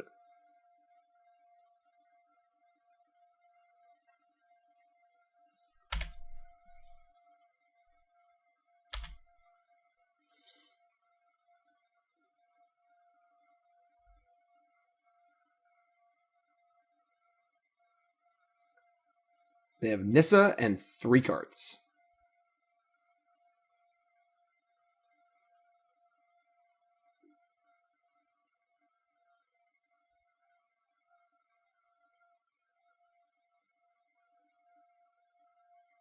I mean, we do have Factor Fiction and put Tanglewire on top of our deck next turn. I guess that's not going to matter much anymore. They have so many permanents in play. I mean, it's not bad, but if they have Nissa in play, it doesn't really matter. I mean, literally just can they answer Ulamog or not? It seems to be the equation here.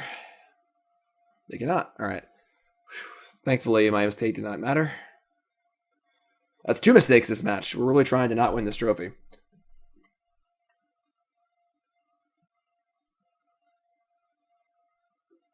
All right. Yeah, I mean, matchup seems good. I'm still pretty terrified they have a Lotus, but the fact that they have exiling removal is kind of annoying. It's good against our threats, but they've only shown us 1 so far.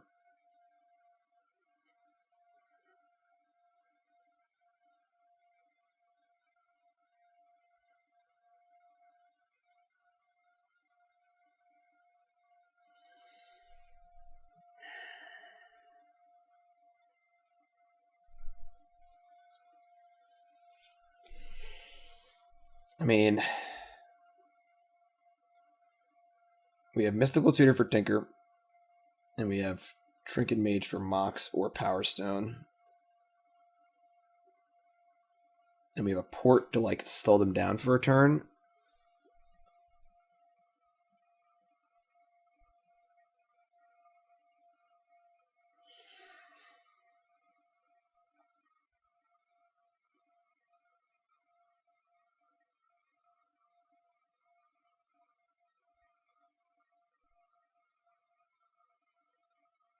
Let me keep.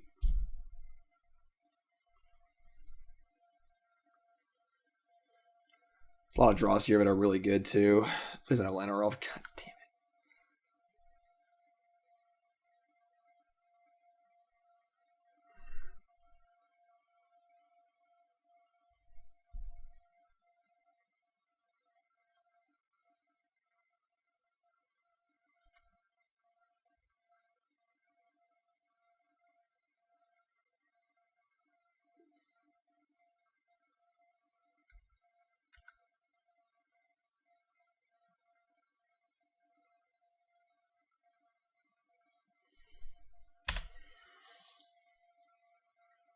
They're like turn 3 Nissas this game after having 2 pretty slow hands. That suck.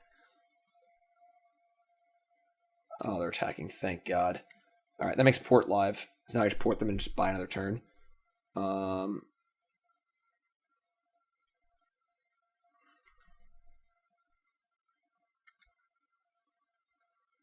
Tap the white.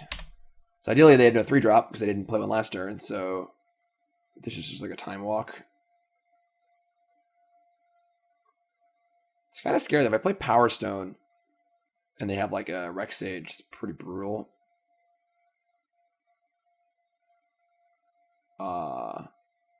That's not bad.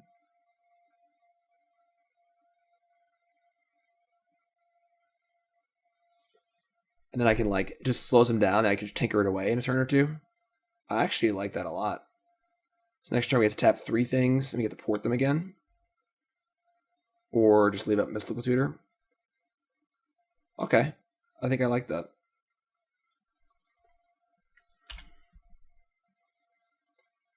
we're setting up for Sundering Titan, so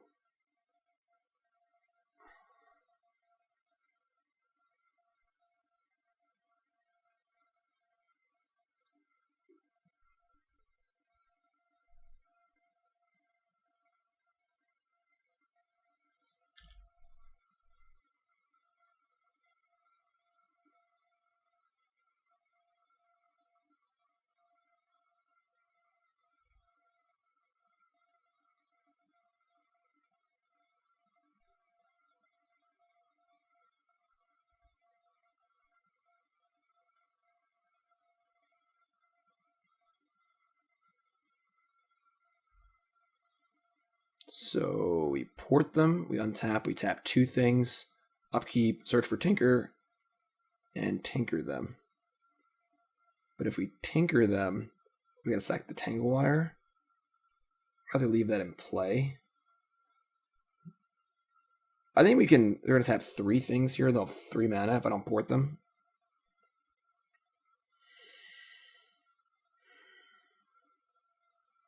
So untap, tap 2 things. And then Mystical for Tinker, but then I can't tinker without sacrificing the Tangle Wire. However, if I play a 1 mana Stonecoil Serpent here, and then I untap, or end step Mystical Tutor, untap, tinker away the Stonecoil Serpent, I get to Titan them and still tap 2 things. That's pretty good. Okay. We're going to give them the turn of having 3 mana, which I think is fine.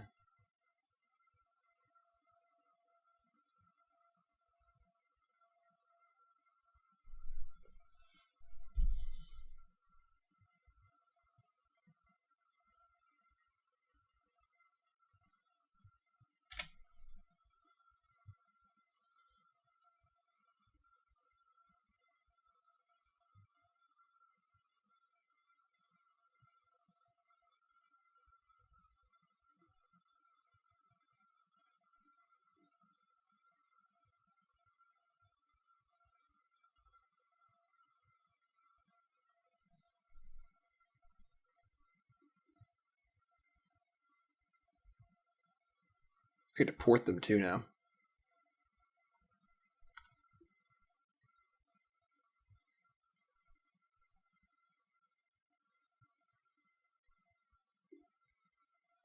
Don't. Oh, we're good. Never mind. So untap. Fade.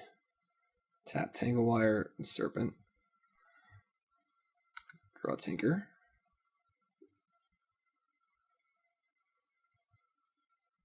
Tinker. Sundering Titan.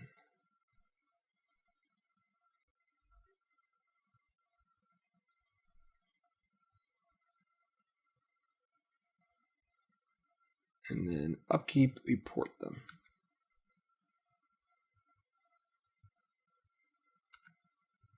Our deck is very mean.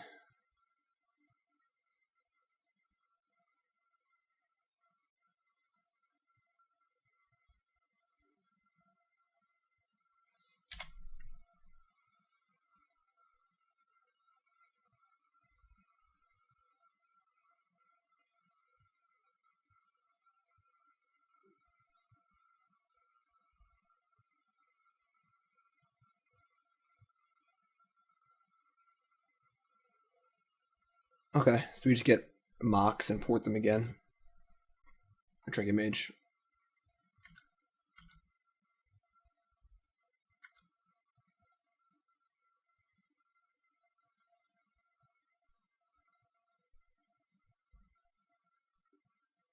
Let me guess Tezzeret for Winter Orb the following turn. That's pretty good.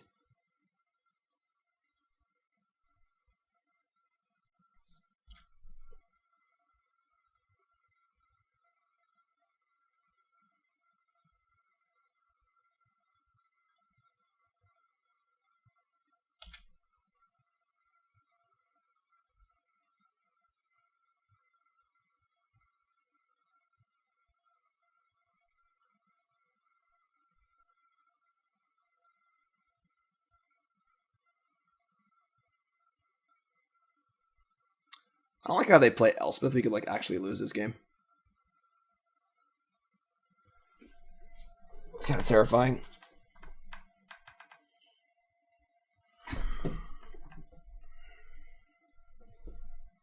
Alright, Tanglewire is done for.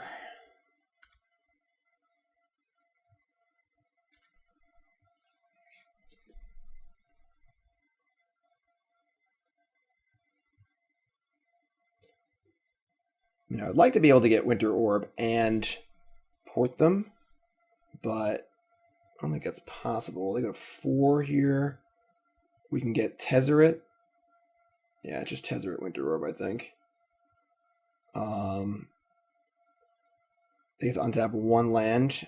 And if they have a land and they have Elspeth, that could be somewhat problematic. If I just port them, then they get to... It's just the same thing, I guess. If I port them, they're also -1 mana. But if I go Power Stone, port them...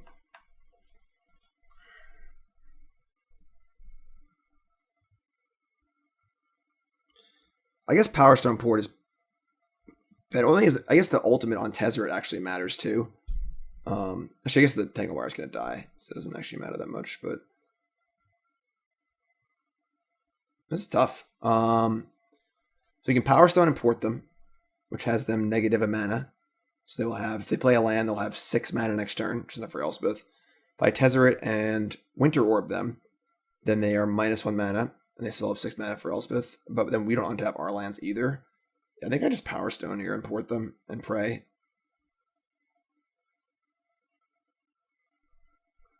Card Elspeth, Sun's Champion, is surprisingly good against us.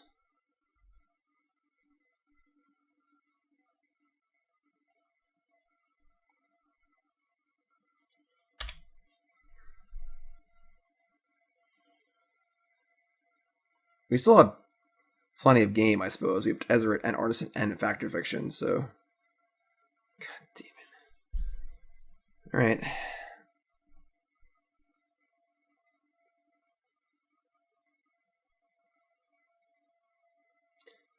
It's pretty wild. They've just made a land drop every turn. He maybe killed 2 lands. It's pretty funny. I mean, now he went to Orb them. I guess. Maybe. Oh, Mindslaver's pretty good, too. Well, if I went to Orb, then I can't Mindslaver. Oh, God. Alright. Things are getting ugly here because they have like all these big dumb million mana spells in their deck. I mean, I can Tezzeret untap here and think S Factor Fiction, which is pretty good.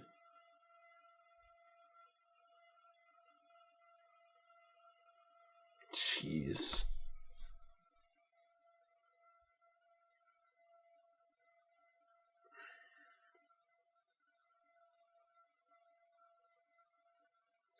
Just playing Mindslaver is not okay.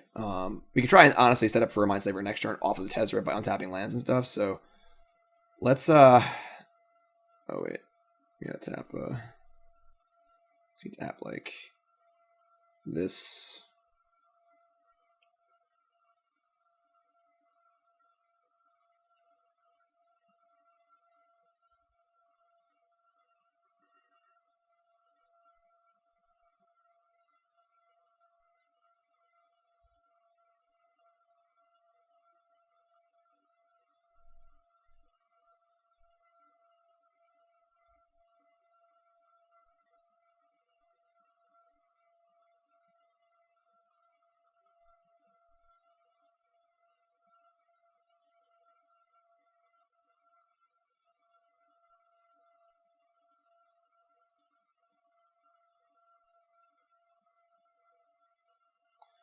I guess we're casting Factor Fiction. We could cast the Artisan, but I don't think to do with it yet. I'm gonna make some land drops too, and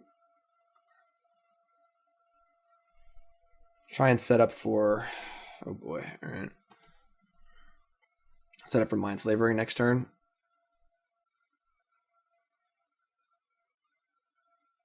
We should be able to leave them dead, honestly. We just tap them out and then attack them and kill them. So.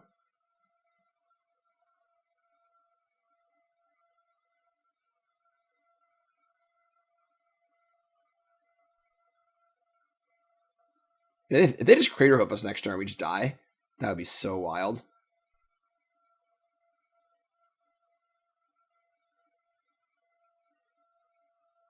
I could have gotten Winter Orb, I guess. But we're not beating the Elspeth currently, and it makes it hard for us to Mindslaver. Yeah, I don't... Alright, we are... Yes, I definitely want the land, so I don't think it's close. Them putting Spell Pierce here is kind of weird, honestly, but...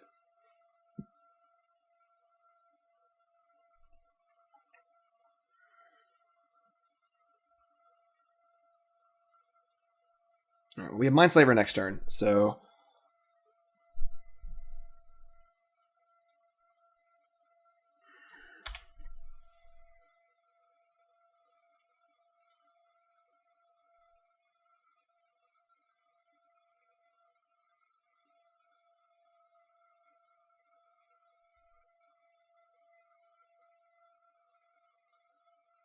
It's pretty wild they made a land drop every turn this game. Like, it's turn 9, they have 7 lands in play, and we killed 2 lands. It's pretty wild. Basically didn't play any spells the entire game. Just have had, like, basically all lands. I mean, they showed us some pretty expensive spells in the previous game. 1, 2, 3, 4, 5, 6. They had 7 mana. They can't Woodfall Primus us. They can't Terastodon us. I mean, Elish Norn would actually be pretty bad because it kills our Tezzeret, and we probably can't win anymore. I guess we could, like, tinker up the flyer and kill them, but...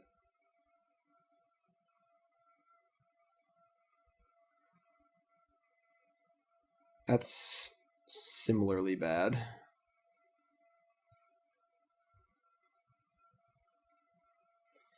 Yeah, it's not good.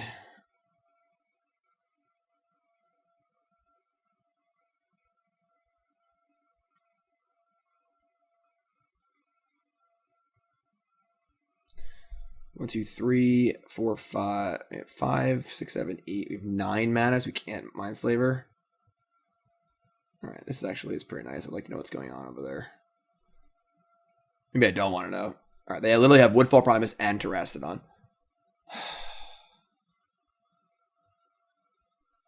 Permanent. 3 non-creature permanents. Okay.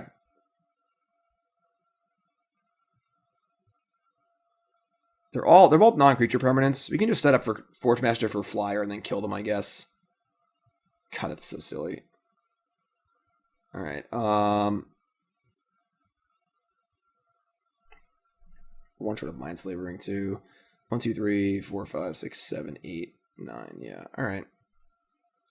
I don't see a point in attacking anymore, I guess.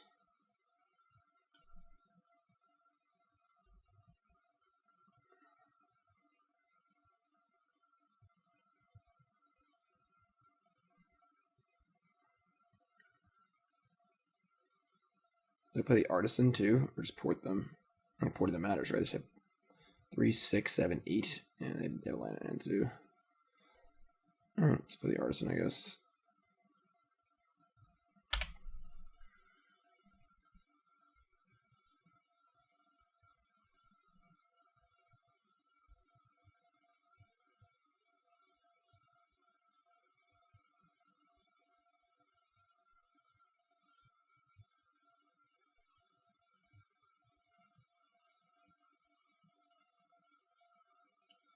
Tagging that makes Crater Hoof a little worse, I guess. They probably still died of Crater Hoof anyway, but...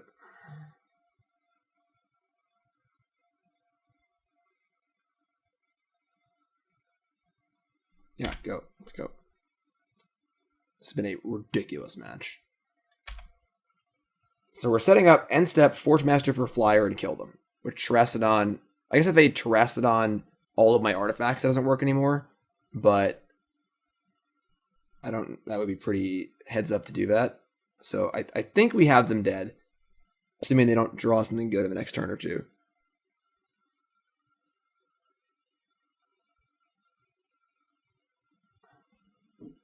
So we just say go, end step Forge Master for the flyer and kill them. They can't kill it with Elspeth. They can't block it with their thingies. These are both kill non-creature things, right? Yeah, non-creature permanent, non-creature permanent. So once they make the insanely heads-up play to Terastodon, my Power Stone, Mox Jet, and Mishra's Workshop, or Mishra's Factory, I mean. Even then, I still just play the Mindslaver and do it anyway, so...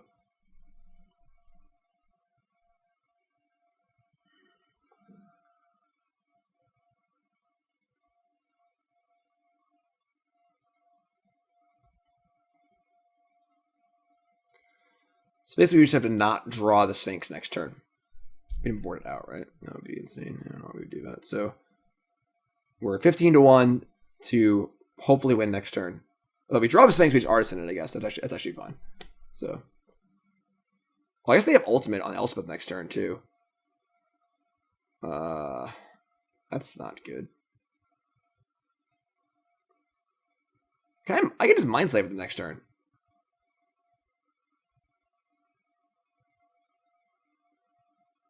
We'll just do that. Right?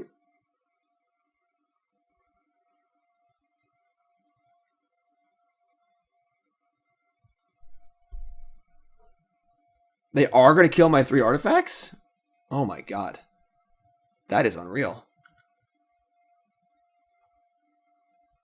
Well, now I don't die to... They get flying too? Oh my god, we're going to lose. I cannot believe this. Well, I guess now we attack them and they have to make blocks. Alright, well we get to... We still can activate the 4th Master with Mindslaver, so... I guess we're stacking Elspeth and trying to whittle down their forces. Then we get to get the flyer, block this. Then they can minus the Elspeth, so we need to block first to then get it. What a ridiculous game. Alright.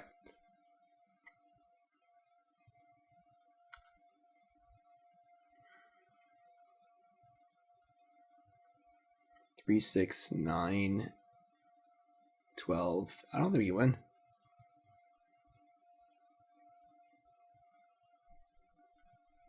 I don't think we can win.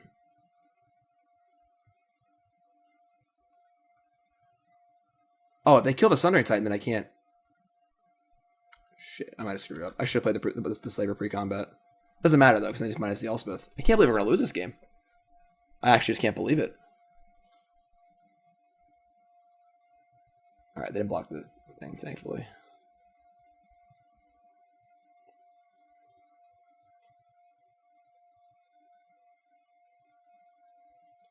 Why would you trade when we have a Elspeth emblem looming? Alright, great.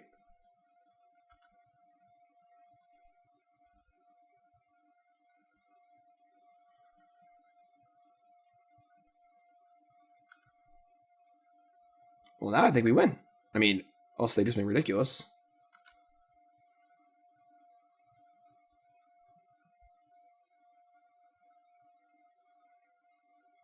I mean, I guess if they Woodfall Primus my Mindslaver, I search for the big thing in response, and then they minus Elspeth.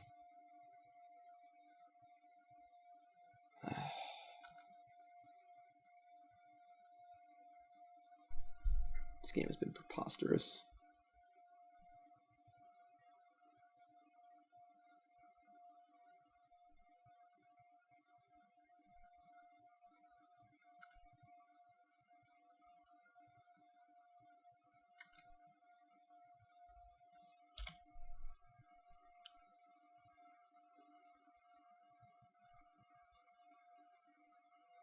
Now they minus this.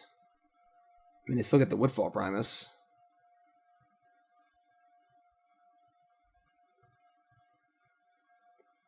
Shouldn't punt that first game. Yeah,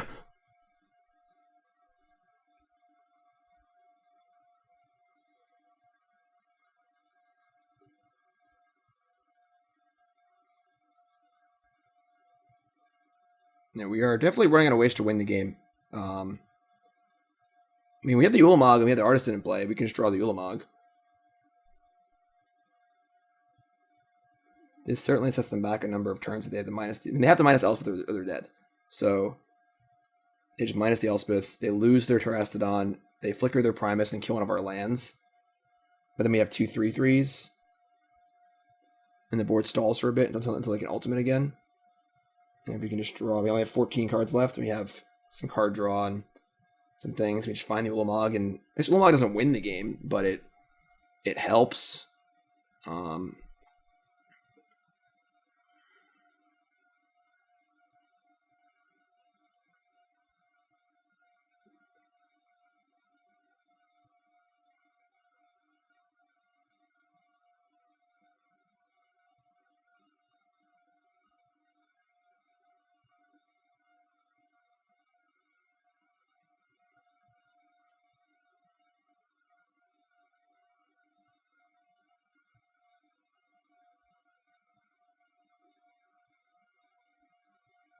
Alright.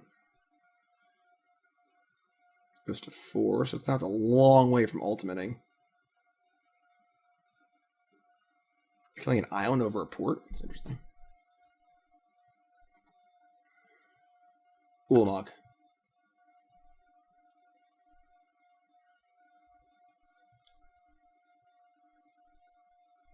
Oh my god.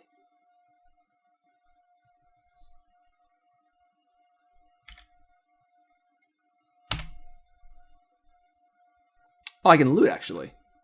That's pretty good.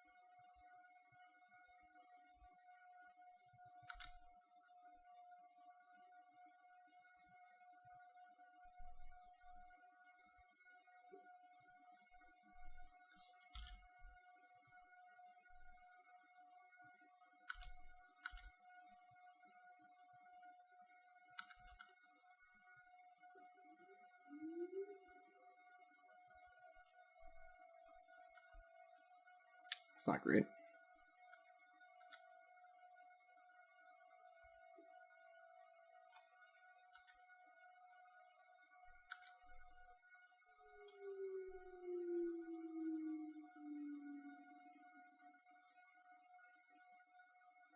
Should have looted the factory way, but whatever. Workshop. Plasm.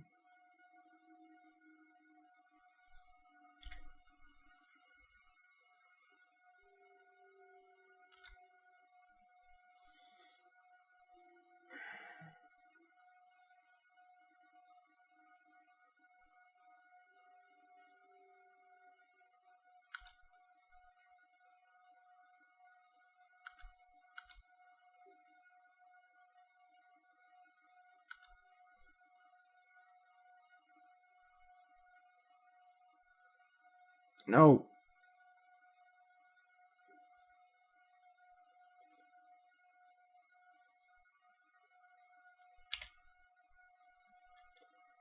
I don't think we can win anymore.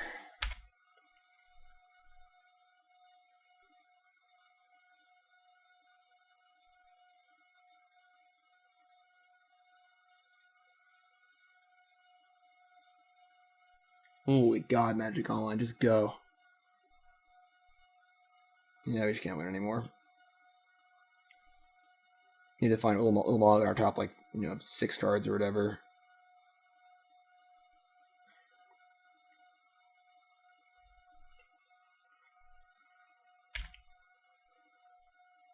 Oh, man. So we threw this match, unfortunately. We just, punted game 1, and we probably would have won. I can't believe we lost this game. Just actually can't believe it, but it's a pretty exciting match, I guess, but cannot believe we lost this game. So we don't punt the game 1. God. All right. That's not a deck you can lose to if you want to win trophies in the Vintage Cube. They had 0 pieces of power, and their deck was not very broken. That one stings really bad. Not gonna lie, but our deck was great. I think his deck should have definitely 3-0'd. We just screwed up and lost. But this is a really good example of what you want your Vintage Cube deck to look like, realistically. Obviously, we'd like to have opened more power. If our deck had a mana crypt and a mana vault in it or something like that, or another Mox or a Lotus, would have been a lot better. But this is what we're trying to do here. Kind of broken things, Thinkers, and all sorts of stuff. Mindslaver. But yeah, so Vintage Cube's a lot of fun. Again, I prefer unpowered cubes in general, but I think someone said it best when they said Vintage Cube is like rich chocolate cake. You don't want to eat it all the time, but it's really, really good once in a while. And the holidays is it. So thanks for watching, everyone. I appreciate it. Go buy your cube cards on CoolStuffInc.com. Go build a cube. I have a cube if I've had it for over a decade. One of the most enjoyable parts of Magic for me, for sure. And use promo code Jim5, 5% off your order. Otherwise, do your holiday shopping, and I'll see you fine folks next week. Here, I'm Jim Davis for CoolStuffInc.com. Thank you for watching. Appreciate it.